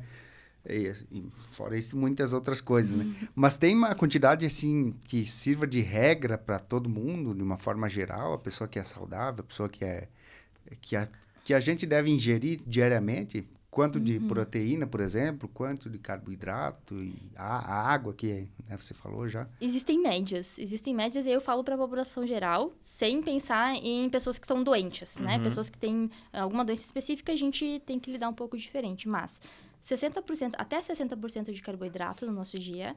E aí todo mundo, os low carb devem estar, vamos matar essa nutri. 60% de carboidrato. Por quê? Porque carboidrato é a principal fonte de energia do nosso corpo. E é uma energia de forma rápida. Então, é a forma que é mais rápido do corpo digerir e transformar em energia. Né? Porque a estrutura molecular do carboidrato é muito fácil de quebrar, comparado com a proteína. Se a gente pensar em energia, 1 grama de proteína e 1 grama de carboidrato são iguais, elas têm 4 calorias cada uma. Só que a composição estrutural da proteína é uma molécula muito maior. Então, para o corpo quebrar é muito mais difícil do que quebrar um carboidrato. Então, por isso o carboidrato é a principal fonte energética, deve estar em torno de 45% até 60% na nossa rotina. Claro que quando eu falo carboidrato, não estou falando só em macarrão, nem só em pãozinho branco, tá? Mas outras fontes de carboidrato, como, por exemplo, mandioca, como batata, como cereais integrais, então farinha integral, outras coisas que têm um grão mais inteiro, que vão ter mais fibras também. Então, estes carboidratos, que a gente chama de carboidratos complexos, que são mais ricos de fibras, né? Aí a gente pensa em proteína, em torno de 15% de proteína por dia, para cada pessoa. E aí o povo aqui do Sul, né, de novo, vão querer matar a Nutri. Meu Deus, Nutri, como assim? Um bifinho só por dia? Você é louca? Né? E no dia de churrasco, então? Então, nós do Sul consumimos muito mais proteína do que o restante do país, assim, numa média, né? E aí a gente vem pra gordura, que é outro macronutriente, e aí a gente tem em torno de 25% a 30% da necessidade do dia. E que é uma das coisas que a gente consome pouco. Né? E vem a boa, né? Isso, que chama. E o que é a gordura boa? Gordura boa, gordura de oleaginosas, né? Então, castanhas, nozes, amendoim, tá nesse grupo, azeite de oliva, né? Mais nessa ideia, né? As gorduras não tão boas, eu não gosto de ser ruim, tá? Porque eu acho que nada é tão ruim, assim, depende do contexto. Então, as gorduras não tão boas são as gorduras mais de origem animal. Então, a gordura do leite, a gordura da carne, né? Os óleos vegetais, por exemplo, soja, milho, girassol, eles têm aí uma quantidade muito grande de ômega 6, que é um ômega muito disponível na natureza. E quando comparado com o ômega 3, que muita gente suplementa, né? Já devem ter ouvido falar, tem que tomar ômega 3. Sim. Então, tem que ter uma proporção de ômega 6. Peixe, né? Isso aí. Tem que ter uma proporção entre o ômega 6 e o ômega 3. Tem que ter um equilíbrio entre eles. Só que na nossa rotina, na nossa dieta, a gente consome muito ômega 6 e pouco ômega 3. Porque a gente consome muitos óleos vegetais, por exemplo, e pouquíssimo peixe. Então, a proporção fica muito distante. Por isso, reduzir a quantidade desses óleos para colocar mais um azeite de oliva, por exemplo, que tem ômega 3, para tentar equilibrar essa proporção. Não que os óleos de soja sozinho, né, soja, milho, girassol, óleos vegetais, vão ter um problema isoladamente. Mas é a combinação entre o contexto que vai gerar isso, Na né? proporção, gordura vegetal e animal, seria qual proporção? Desses 30%, desses 25%, 30%, não existe uma regra universal para isso. Depende muito de caso a caso. Né? Se a gente pensar, por exemplo, o ovo é uma gordura também. Tem gordura no ovo, né? A gente considera... Ele fica ali entre a proteína e o... Nenhum alimento é só uma coisa, assim, também, né? Tanto é que, Então... falando do ovo, antigamente falavam que o ovo fazia mal porque era gordura, não sei o quê, e agora... Aí mudaram a escala para o ovo faz bem, né? Por causa da proteína. O ovo, o café, o chocolate, eles vão assim, estão em cima, estão embaixo, essas flutuações. Mas tudo depende do contexto. Se você pensar, por exemplo, vocês me perguntaram antes do sódio, a gente precisa de sódio, sim. Só que existe um limite, da mesma forma que o colesterol, por exemplo, que aí a gente fala do ovo, né? Então, a gente precisa em torno de 200 miligramas de colesterol por dia. Para ter um equilíbrio ali. Colesterol faz parte da parede celular, então renovação de células, várias coisas, parede de hormônio, tudo precisa de um pouquinho, uma pitadinha desse colesterol. Agora, se você tirar tudo que é gordura de origem animal, você não vai ter isso, então vai faltar. Agora, você tem que ter um equilíbrio. Então, eu como ovo 1 por dia, 2 por dia, talvez. Não tenho colesterol alto, não tenho outros problemas cardíacos que vão ter que ter um cuidado mais específico. Beleza, segue consumindo teu ovo. Agora, é uma pessoa que já é cardíaca, que tem um problema sério com colesterol, tem uma condição genética que já favorece a ter um colesterol mais elevado. Peraí, vamos pensar. Vamos repensar, vamos analisar, vamos ver como é que seu corpo funciona. Então, é tudo muito individualizado nesse sentido, sabe? Não dá pra gente bater o martelo assim. Sim. As pessoas, principalmente essa questão da gordura, as pessoas têm uma visão, não sei se é empírica ou o quê, mas que a gordura animal, ela é mais saudável do que a vegetal. Por exemplo, a banha de porco para fazer uma fritura ali é melhor do que usar o azeite. Prefira usar uma manteiga do que usar uma margarina num bolo, por exemplo. É mais ou menos isso ou não tem nada a ver? Depende. De novo, depende. Depende de pra quem. Pra quem. De modo geral, se tu gosta muito da banha, vai lá. Não tem problema com gorduras no teu sangue em excesso? Vai lá. Mas consome fazendo uma comparação, azeite e banha, o que seria melhor ou menos pior no caso? Consumir moderado qualquer um deles. Se a pessoa tem colesterol alto... É indiferente consumir um ou outro, então. Isso, indiferente. Mas se a pessoa tem colesterol mais elevado, eu peço que consuma, então, o azeite de oliva ou o óleo vegetal. Tá? Muito pela questão de como é que isso se comporta dentro do corpo. Mas os dois, em excesso, vai ter problema. Eu acho que o principal ponto é esse, né? É a moderação. Porque se você vai comer fritura todo dia, algo de desregulado vai acontecer no teu corpo, né? Isso para qualquer coisa, né? Que tu vai fazer. Tu pegar um fit, por exemplo, que agora é moda, né? Tu tem que ser fit. Se não comer comida fit, é porque você não é saudável. E fit não tem nada a ver com saudável, né? Porque você começar a pensar, na maioria das coisas fit, elas são sem açúcar, mas elas têm um monte de adoçante. Adoçante tem um viés que, dependendo da quantidade de que para quem, pode ser ruim também. Sim. Então, de novo, eu volto. Coma coisas que tem na natureza. Sim. Você sabe onde é que veio. Você consegue imaginar de onde é que veio. E aí eu vou pegar uma fala tua do... Ou banha... Não, manteiga ou margarina. Né? E aí vamos pensar na margarina. Da onde que vem margarina? O que é margarina? Soja, né? Essencialmente, né? E a soja é sólida, assim? Normalmente? Ela tá durinha, assim? Aquele gordura da soja? Não, né? Não. Processada, né? É um alimento processado, no caso, né? O normal dela é aquele líquido que a gente vê lá no frasquinho que a gente compra no mercado. Só que lá na Segunda Guerra eles precisavam transportar a gordura, porque os soldados precisavam comer. E gordura mantém com energia por mais tempo, né? Então, eles desenvolveram ali a margarina, que foi uma hidrogenação, uma mudança na molécula para fazer com que isso fosse, em vez de líquido, sólido. Porque não se perdia tanto. Né? Pensa que a guerra aconteceu num lugar muito frio, então não precisava de refrigeração, enfim, eles conseguiram conservar e transportar isso com muito mais facilidade. Não se perdia por qualquer coisa. E qual que é a diferença da margarina e da manteiga? A manteiga vem do leite. Processa o leite, lá no final pega a nata, bate e vira manteiga. Certo. E extrai só a gordura. A manteiga é basicamente só a gordura, um pouquinho de proteína, um pouquinho de lactose, às vezes fica, mas é basicamente a gordura do leite. De forma objetiva, manteiga ou margarina? Manteiga. Por quê? Né? E aí, de novo, eu brinco como eu faço com as crianças na escola. Se você tem a manteiga, o teu corpo já entende de onde é que vem essa manteiga. Porque a nossa memória evolutiva entende que existia leite, que quando chega lá dentro, essa coisa, o corpo sabe o que fazer. Ela vai acontecer, né? Agora, o óleo de soja transformado em sólido, não. Porque ele foi transformado por uma hidrogenação. Então, colocaram hidrogênio na molécula, então mudaram a estrutura química dessa molécula na hora de fazer essa margarina. Quando entra pra dentro do corpo, o corpo às vezes se perde, não sabe o que fazer com isso. E quando a gente tem um negócio que a gente não sabe o que fazer em casa, o que a gente faz? Deixa no canto.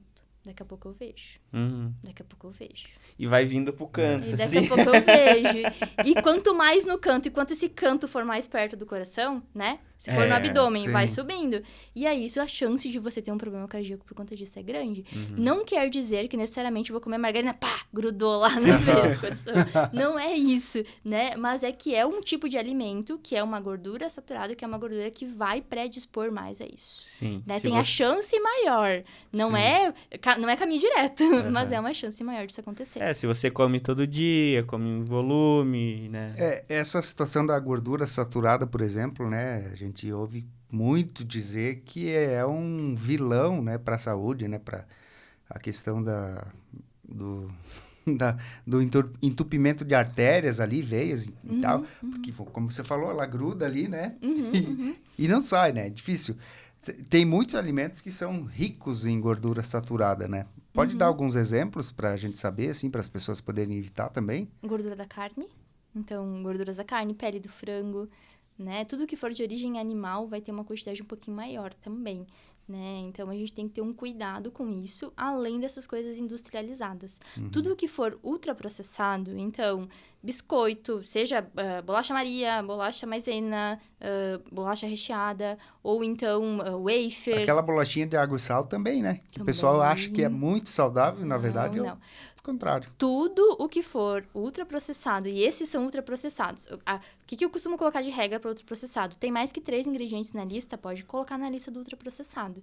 Então, tudo que tiver no mercado com uma validade um pouquinho maior, ultraprocessado. Tá? Tem que ter muita coisa ali para fazer esse negócio se manter lá, né? Por muito tempo na prateleira. Então, a gente pensa, uma bolacha que tu faz em casa, 1 semana, 2 semanas já começa a ficar ruim, né?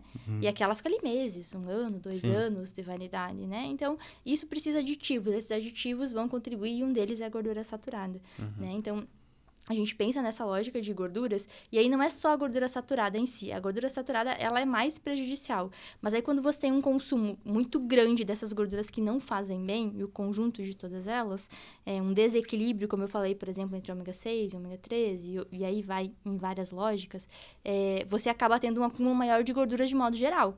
Aquela que o teu corpo gosta mais e que ele gosta mais de usar, que ele está precisando mais usar, ele usa para as funções de formação, como eu falei, de parede celular, de outras funções, de hormônio, por exemplo. E o que ele não precisa, ele vai acumulando. E aí não é só a saturada, mas ele acumula tudo ali e vai diminuindo o calibre das veias, né? Então vai fechando até que entope, como costumam dizer, né? Piripaque. Exatamente.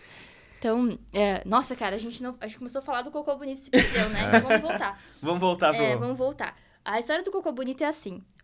Você tem que ter aquele cocôzinho bonitinho, tipo uma salsicha. Você tem que tomar água. Você precisa comer fruta e verdura. Tem que ter essas 500 gramas de fibras de vegetais aí no dia, tá? E você precisa ter outras questões que não são relacionadas tanto à comida.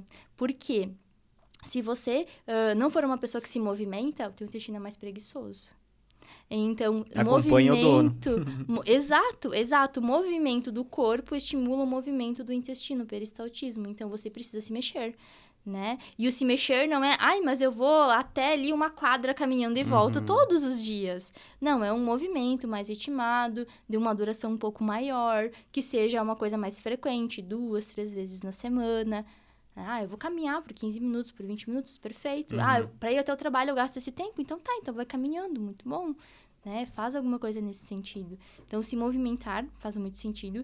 E vocês talvez já tenham pensado nisso, né? Sobre, já deve ter acontecido, talvez, alguma emoção travar ou soltar o intestino. Então, a questão emocional também está muito relacionada. E é uma ligação direta, tanto do intestino com o cérebro, quanto do cérebro com o intestino, né? Um eixo muito estudado, inclusive. Sobre você tá muito sem conseguir fazer cocô, e aí a pessoa fica enfesada. Já ouviram esse termo, enfesado? Vem daí. Vem daí, a pessoa tá com um acúmulo ali, que não consegue eliminar, e aí isso causa uma bagunça hormonal que faz a pessoa ficar mais triste, Gera mais um estresse, né? deprimida. Exatamente. É um incômodo, né? Sim, desconforto pra caramba, né? Então, além do desconforto, ainda existe uma questão hormonal que muitos hormônios são produzidos no nosso intestino, e é uma coisa que vem sendo estudada há pouco tempo, não é uma coisa tão estudada, assim, é uma coisa mais recente mesmo. Então, você tem uma construção toda hormonal no intestino e que quando ele não tá legal, quando você não tá fazendo cocô bonito, isso não acontece. Então, depressão. Existem alguns estudos já relacionando mal de Alzheimer, com constipação crônica, com problemas de intestino ao longo da vida toda. Então, a gente tem várias doenças que estão associadas à questão do intestino. Por isso que eu falo tanto do fazer cocô bonito. Porque as pessoas ignoram. Porque, assim, eu já atendi criança usando supositório. Bebê, 2 meses. A gente não pode ser normal. A gente não pode normalizar isso. Não dá pra imaginar que a pessoa não consegue fazer o que deveria ser fisiológico. Alguma coisa tem aí. Alguma coisa tá acontecendo com essa pessoa para que esse intestino não esteja funcionando, né? E aí não é nem só o intestino não funcionando, porque daí a pessoa diz assim, não, mas eu vou no banheiro todo dia. Tá tudo certo, Nutri, assim, eu vou no banheiro todo dia. Tá, e aí eu pego a minha escala de Bristol e boto lá. Então me mostra aqui qual é o número do teu cocô. Não, é esse aqui, ó. É lá o 2... ou 4, ou 5, né? Que são mais extremos. Tá, mas tu tá fazendo um cocô que não é bonito. E aí, o que isso impacta? Isso impacta que você pode ter alguma coisa que você tá comendo que tá gerando isso, tá? E aí, eu trago minha experiência pessoal. Não posso comer farinha de trigo. Se eu comer trigo, ficou ruim. Meu intestino não funciona. Sou celíaca? Tenho aquela doença do glúten? Não. Investiguei tudo isso. Comecei por aí, né? Não, deve ter alguma coisa, porque eu sinto que tem uma coisa que não tá legal. Minha barriga tá sempre inchada, eu tô sempre com problema pra ir no banheiro, tô sempre com dificuldade, gases horríveis, né? Muitas vezes urgência de ir pro banheiro, assim, de não conseguir. Não, peraí, não consigo segurar, tem que correr. Então, isso é uma disfunção intestinal. O que a gente tem que tentar entender, porque esses sintomas se parecem com muita coisa. Isso pode ser um sintoma de doença celíaca, pode ser apenas uma sensibilidade alimentar ao glúten, que é o meu caso. Pode ser uma síndrome do intestino irritável, que aí é um outro tratamento. Pode ser um supercrescimento bacteriano ali. Pode ser várias coisas. Sim. E a gente precisa tratar esse intestino, porque senão isso vai só piorar ao longo da vida. E uma outra coisa que está muito associada aqui é que quando o intestino não está funcionando bem, o que acontece? A gente tem uma falta de vitaminas no corpo. Por quê? A absorção de vitaminas acontece no intestino. Então, a pessoa às vezes faz anemia porque o intestino não funciona. Tem baixa de B12, de zinco, de magnésio, de várias coisas que regulam, inclusive questão muscular, questão de hormônios, e que é por conta do intestino não funcionar. Então, por isso que eu falo tanto fazer cocô bonito. Porque tem relação com muita coisa mesmo. Então, pra gente ter o nosso cocô bonito, como você explicou, são uma soma de fatores, né? Bem grandes e que não envolvem apenas a parte da alimentação, da qual você é responsável na tua profissão, né? Exercícios, e tudo isso vem... Uma coisa, eu acho que a gente já comentou aqui em outras situações, que é o hábito, né? A gente tem que trazer isso para nossa vida como um hábito. Então, você tomar água, você ter uma alimentação regrada, não quer dizer que você precisa, sei lá, pesar a tua comida. Eu vou pegar uma porção disso daqui, uma porção disso daqui, né? Mas é você colocar no teu dia a dia para que torne-se natural, né? Isso, e é uma construção mesmo, né? É uma construção. Muitas vezes é uma desconstrução de um hábito não tão legal para uma construção de um novo hábito. E isso tudo demanda muita energia, porque é como abrir uma estrada, né? Você precisa criar um novo caminho aí no cérebro para que essa coisa se torne automática. Porque também o cérebro automatiza coisas, né? Porque vamos pensar que se a gente tivesse que gastar energia para pensar como é que levanta a perna todo dia para levantar da cama, como é que faz esse movimento, a gente ia gastar muita energia só para levantar da cama, quem dirá o resto do dia, né? Então, o nosso cérebro automatiza praticamente todos os nossos comportamentos para economizar energia, né? Porque senão seria inviável. Então, a gente vai automatizando esses comportamentos. Tanto que quando vocês vão comer, vocês devem perceber que vocês não se percebem comendo, vocês estão comendo, né? Quantas vezes, pensem aí, na última semana, você pegou um prato de comida, colocou na tua frente, parou e olhou para ele? Vou cortar, antes de começar a pensar sobre o que você tá comendo. Ou a gente acorda, já vai preparando o café, já coloca as coisas ali, faz 200 coisas ao mesmo tempo, olha o celular e vai comer. A gente faz tudo. A gente tá num momento de vida, e isso é a gente, sociedade mesmo, em que a gente quer multiplicar o tempo. 24 horas não é mais suficiente pra gente, né? É muito pouco. 24 horas é muito pouco, a gente precisa mais tempo, a gente precisa comer enquanto escuta uma aula, enquanto olha o celular, responde mensagem. A gente precisa fazer mais de nunca uma coisa só ao mesmo tempo, né? E isso faz a gente ficar enlouquecido. E essa demanda mental muito grande faz com que a gente piore muito a nossa alimentação e piore muito a nossa saúde também. Porque a gente come muito pela emoção. A gente desconectou a fome de uma fome fisiológica mesmo. A gente come muito por emoção, que era o que a gente falava automático antes. Ali, né? Isso, assim, eu tô aqui fazendo alguma coisa, tô ansiosa, tenho uma coisa pra entregar. Então, eu tenho aqui do lado qualquer coisa que seja saudável ou não saudável, e eu só vou mastigando. Mas eu tô aqui no computador fazendo coisas, e eu tô mastigando. Eu não me percebo comendo. Que é o que a gente fala muito pra criança também, né? A criança comer sem estar na tela. Porque o nosso cérebro não consegue olhar pra uma tela, concentrar naquela informação que tá vindo, e ao mesmo tempo concentrar no alimento que tá entrando. Alguma das duas coisas não vai ser absorvida. Não tem condições de fazer isso. Nosso cérebro não consegue. Então, a gente tem que comer muito, uma coisa que a gente fala, com atenção plena. Né? Então, o momento da comida é o momento da comida. E é uma das coisas que eu trabalho com todos os meus pacientes, indiferente de qual que é o objetivo dele. Porque uma outra coisa para fazer o intestino funcionar legal é mastigar. Se a gente não mastiga direito, não há santo que resolva desse alimento chegar de uma maneira adequada para ser absorvido lá no intestino. E também, se ele está muito grande, a eliminação dele se torna pior também, mais difícil. Né? E não tem lâmina de liquidificador no nosso estômago, então a gente precisa dar conta disso na boca, porque os dentes estão aí para isso. Sim. Né? Além de dentes, a gente tem várias enzimas já na boca que começam a digestão para seguir adiante dessa forma. E a gente tem muita gente com refluxo, com gastrite, com outros problemas digestivos. Eu conheço pessoas, assim, várias pessoas, que têm dor no estômago todo dia. Todo santo dia tem dor no estômago. Isso também não é uma coisa normal. Não dá para querer ter dor no estômago todo dia, achar que é normal. Acostumar, como tu falou, né? Então, isso começa na mastigação. E aí, se você não presta atenção no que você está comendo, você não mastiga.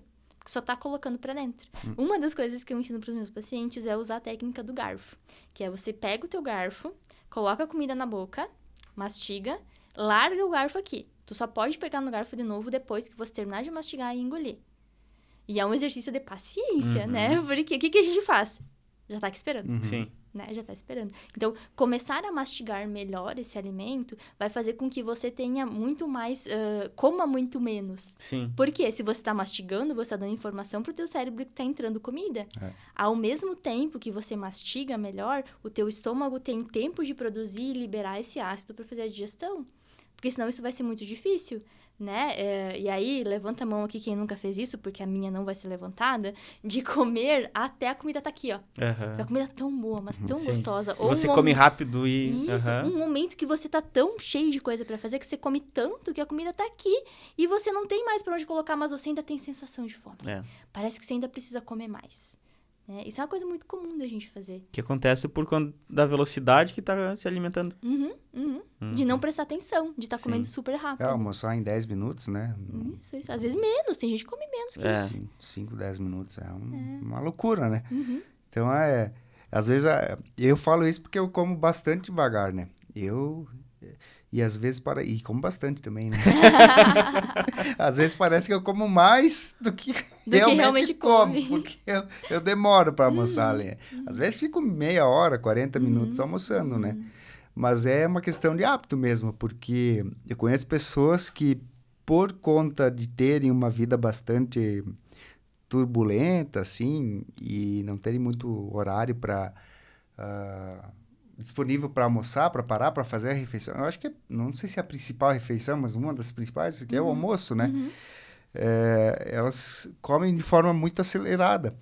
E mesmo no fim de semana, quando, por exemplo, estão com mais tempo, continuam comendo daquela forma, porque desenvolveram um hábito, sim, né? Sim, porque em 2 dias tu não vai desconstruir o que tu constrói em 5, né? E aí muitas vezes, não, vou comer rápido para poder descansar mais.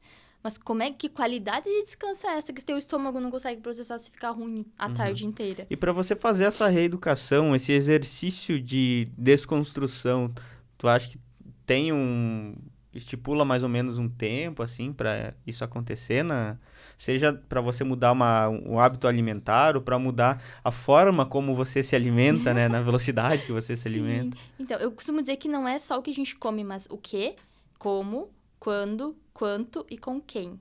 Tem vários fatores associados aí. E tudo eu trabalho com os meus pacientes, de acordo com aquilo que eu vou levantando no primeiro contato, assim, né? Geralmente tem uma lista de coisas para trabalhar, né? Que envolve comida, mas que envolvem outras coisas, como a gente falou, a questão de cocô bonito, controlar sono é uma coisa importante também, a questão da digestão, a questão de o movimento, né? Essa mastigação também. São várias coisas que estão elencadas aí. Então, não existe um prazo para cada coisa, mas a pessoa nunca sai da minha consulta sem uma meta, ou pelo menos 3 metas, geralmente. Então, assim, até a próxima consulta aqui, e é acordado, assim, eu não sou ditadora de nada, né, assim, a gente tem que resolver tudo isso aqui. O que tu consegue agora, né? Qual que é a coisa que a gente vai atacar primeiro? Então, vamos lá, não dá pra fazer tudo ao mesmo tempo, porque tu não dá conta, é humanamente impossível, a gente sabe que não dá, inclusive nessa loucura de vida que a gente tem, porque é o normal das pessoas estarem sempre correndo, então não dá pra eu pedir pra pessoa ficar lá meia hora comendo se ela não consegue, se ela não tem tempo pra isso.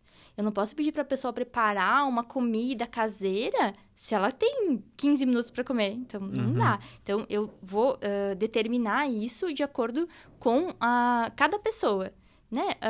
Um hábito às vezes demora um pouquinho mais, outro um pouco menos, mas existem alguns estudos, né? E aí vamos mais para a parte teórica, que se fala de 21 dias para construir um hábito médio, né? Então, eu tento ficar nesse, mas tem alguns que às vezes conseguiu 60% da meta, 70%. Então, a gente tem que ir construindo mesmo, e avaliando ao longo do tempo, né? E por que isso não deu certo? O que aconteceu aqui? Aí vamos mudar a estratégia.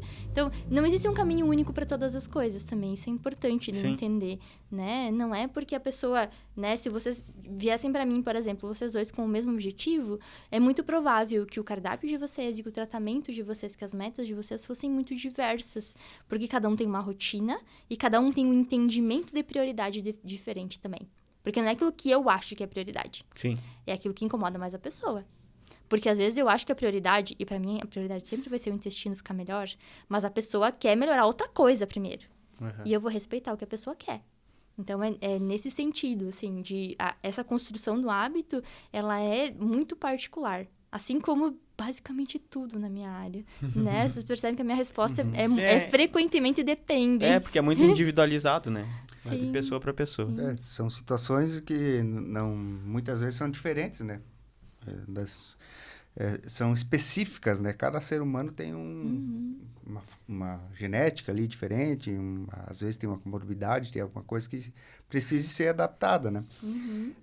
Mas, Thalita, você falou já dos alimentos ali, do que é melhor consumir, né? A média o percentual também, a distribuição diária ali e tal.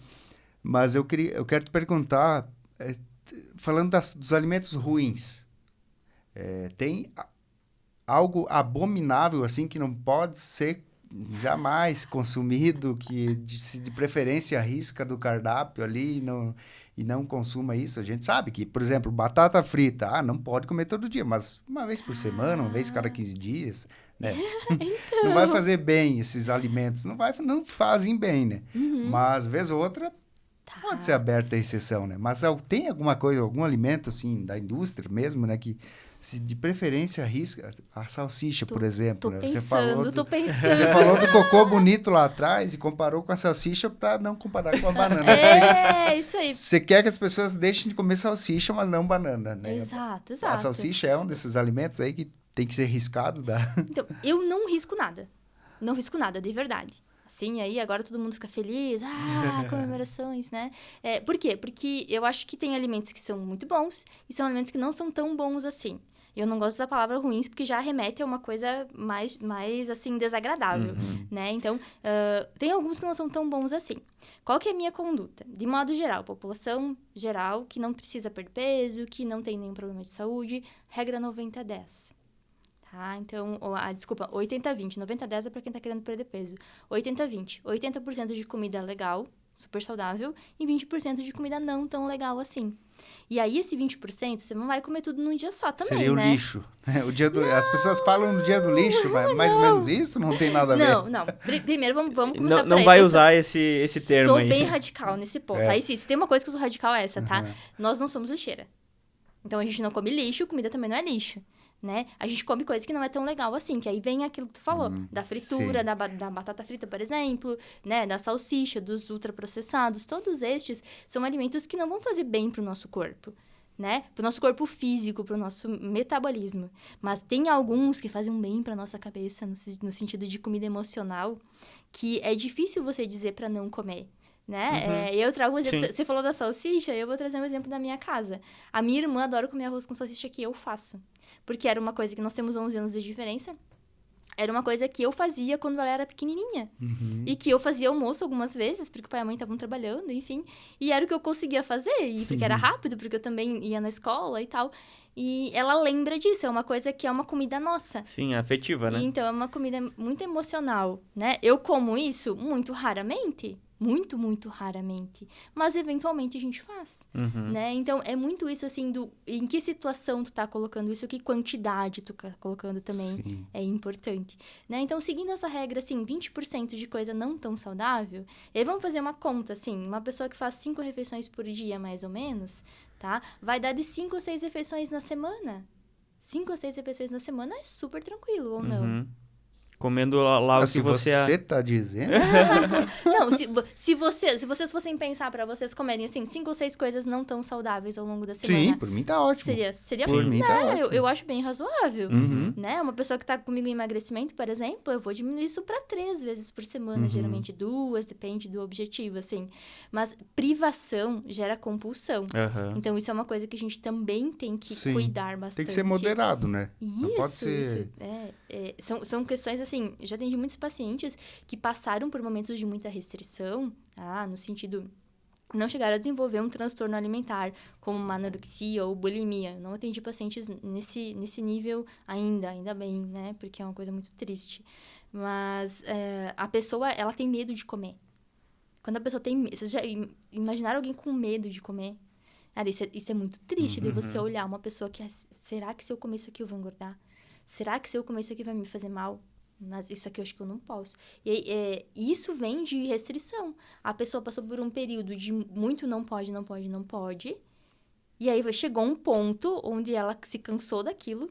Porque o que acontece com o nosso cérebro? E aí que vem a mágica do negócio, né?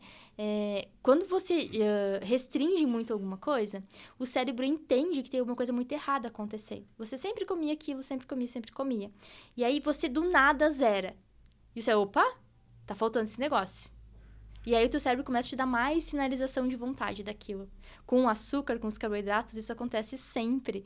Então, cortar muito carboidrato sem cuidado, sem uma orientação, uma estratégia adequada, acontece isso com o cérebro. Tu consegue fazer por uma semana, 2, 3 talvez, e depois tu chuta o balde valendo e tu come tudo que tu não comeu e mais um pouco, né? E aí vem a compulsão, porque aí a pessoa não consegue mais se controlar.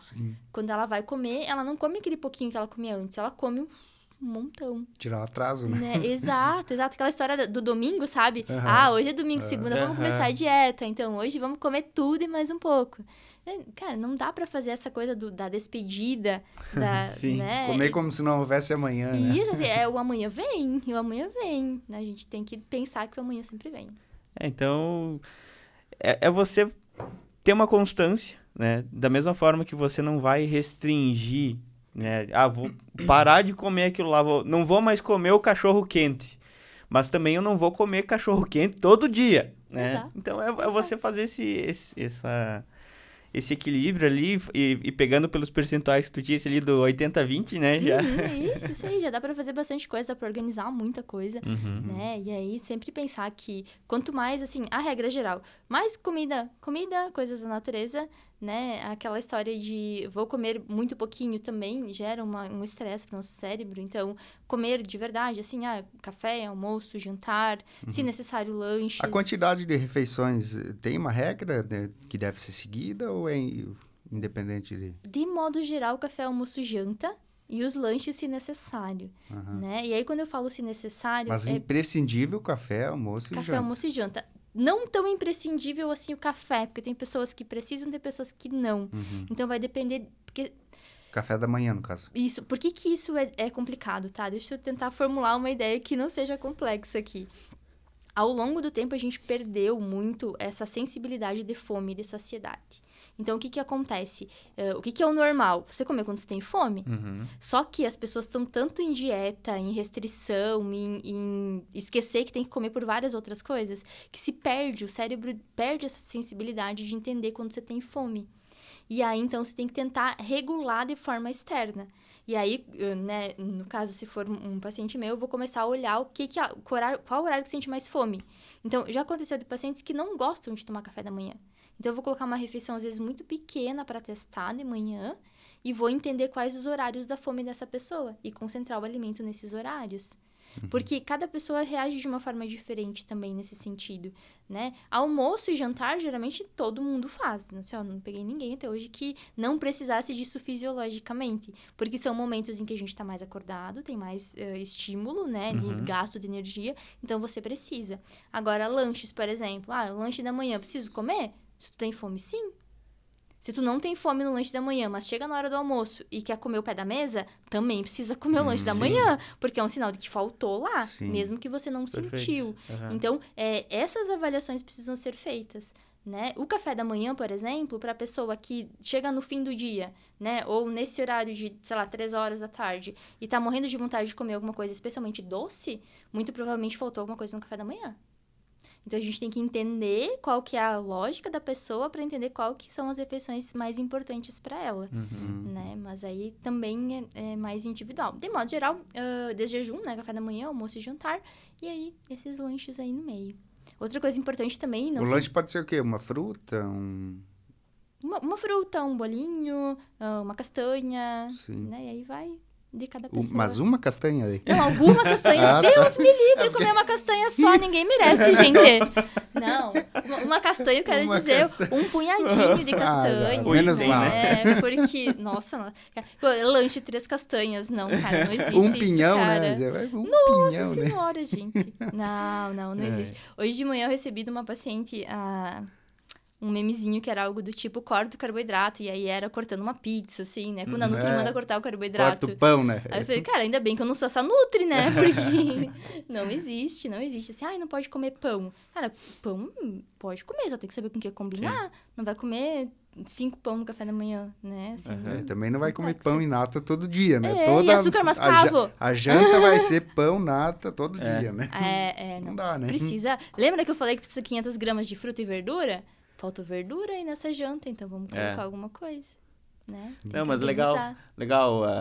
É bom a gente ouvir, assim, umas ideias diferentes, porque a gente sempre entra no automático do dia a dia, né? E geralmente o automático, quando você não tem esses conhecimentos, querendo ou não, ele vai para a parte mais fácil. E a parte mais fácil é o quê?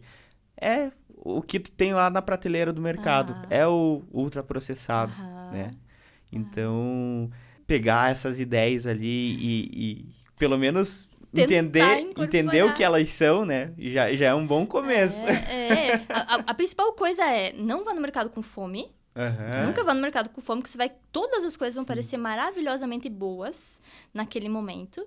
E não tenha coisas em casa que você não gostaria de comer quando você não tá pensando tão bem. Então, não levar tanto ultraprocessado para dentro de casa. Sim. Se você tiver que pensar, sair de casa para ir comprar, muitas vezes você não vai comer. Porque você, não, nem queria tanto assim, Sim. né? Posso comer o que tá aqui na mão. Né? Então, são 2 dicas que funcionam super bem, assim. Ter nas válvulas de escape ali as frutas, e sempre em casa, né? Então... Sim. Ter à vista, principalmente, né? Não pegar aquele monte de fruta e tacar na geladeira, né? Deixa ali em cima da mesa, em cima da bancada, que se passa por ali, opa, talvez seja uma boa eu comer uma fruta. Você lembra que tem que comer, né? Então, deixar à vista as coisas que são mais saudáveis também facilita na hora de comer. Sim. Muito bem. Bom, então aí as dicas, algumas das dicas da Thalita, da Nutri, e muitas outras o pessoal vai poder acompanhar, se ainda já não está acompanhando, né, na coluna do Oeste Mais, que você tá escrevendo.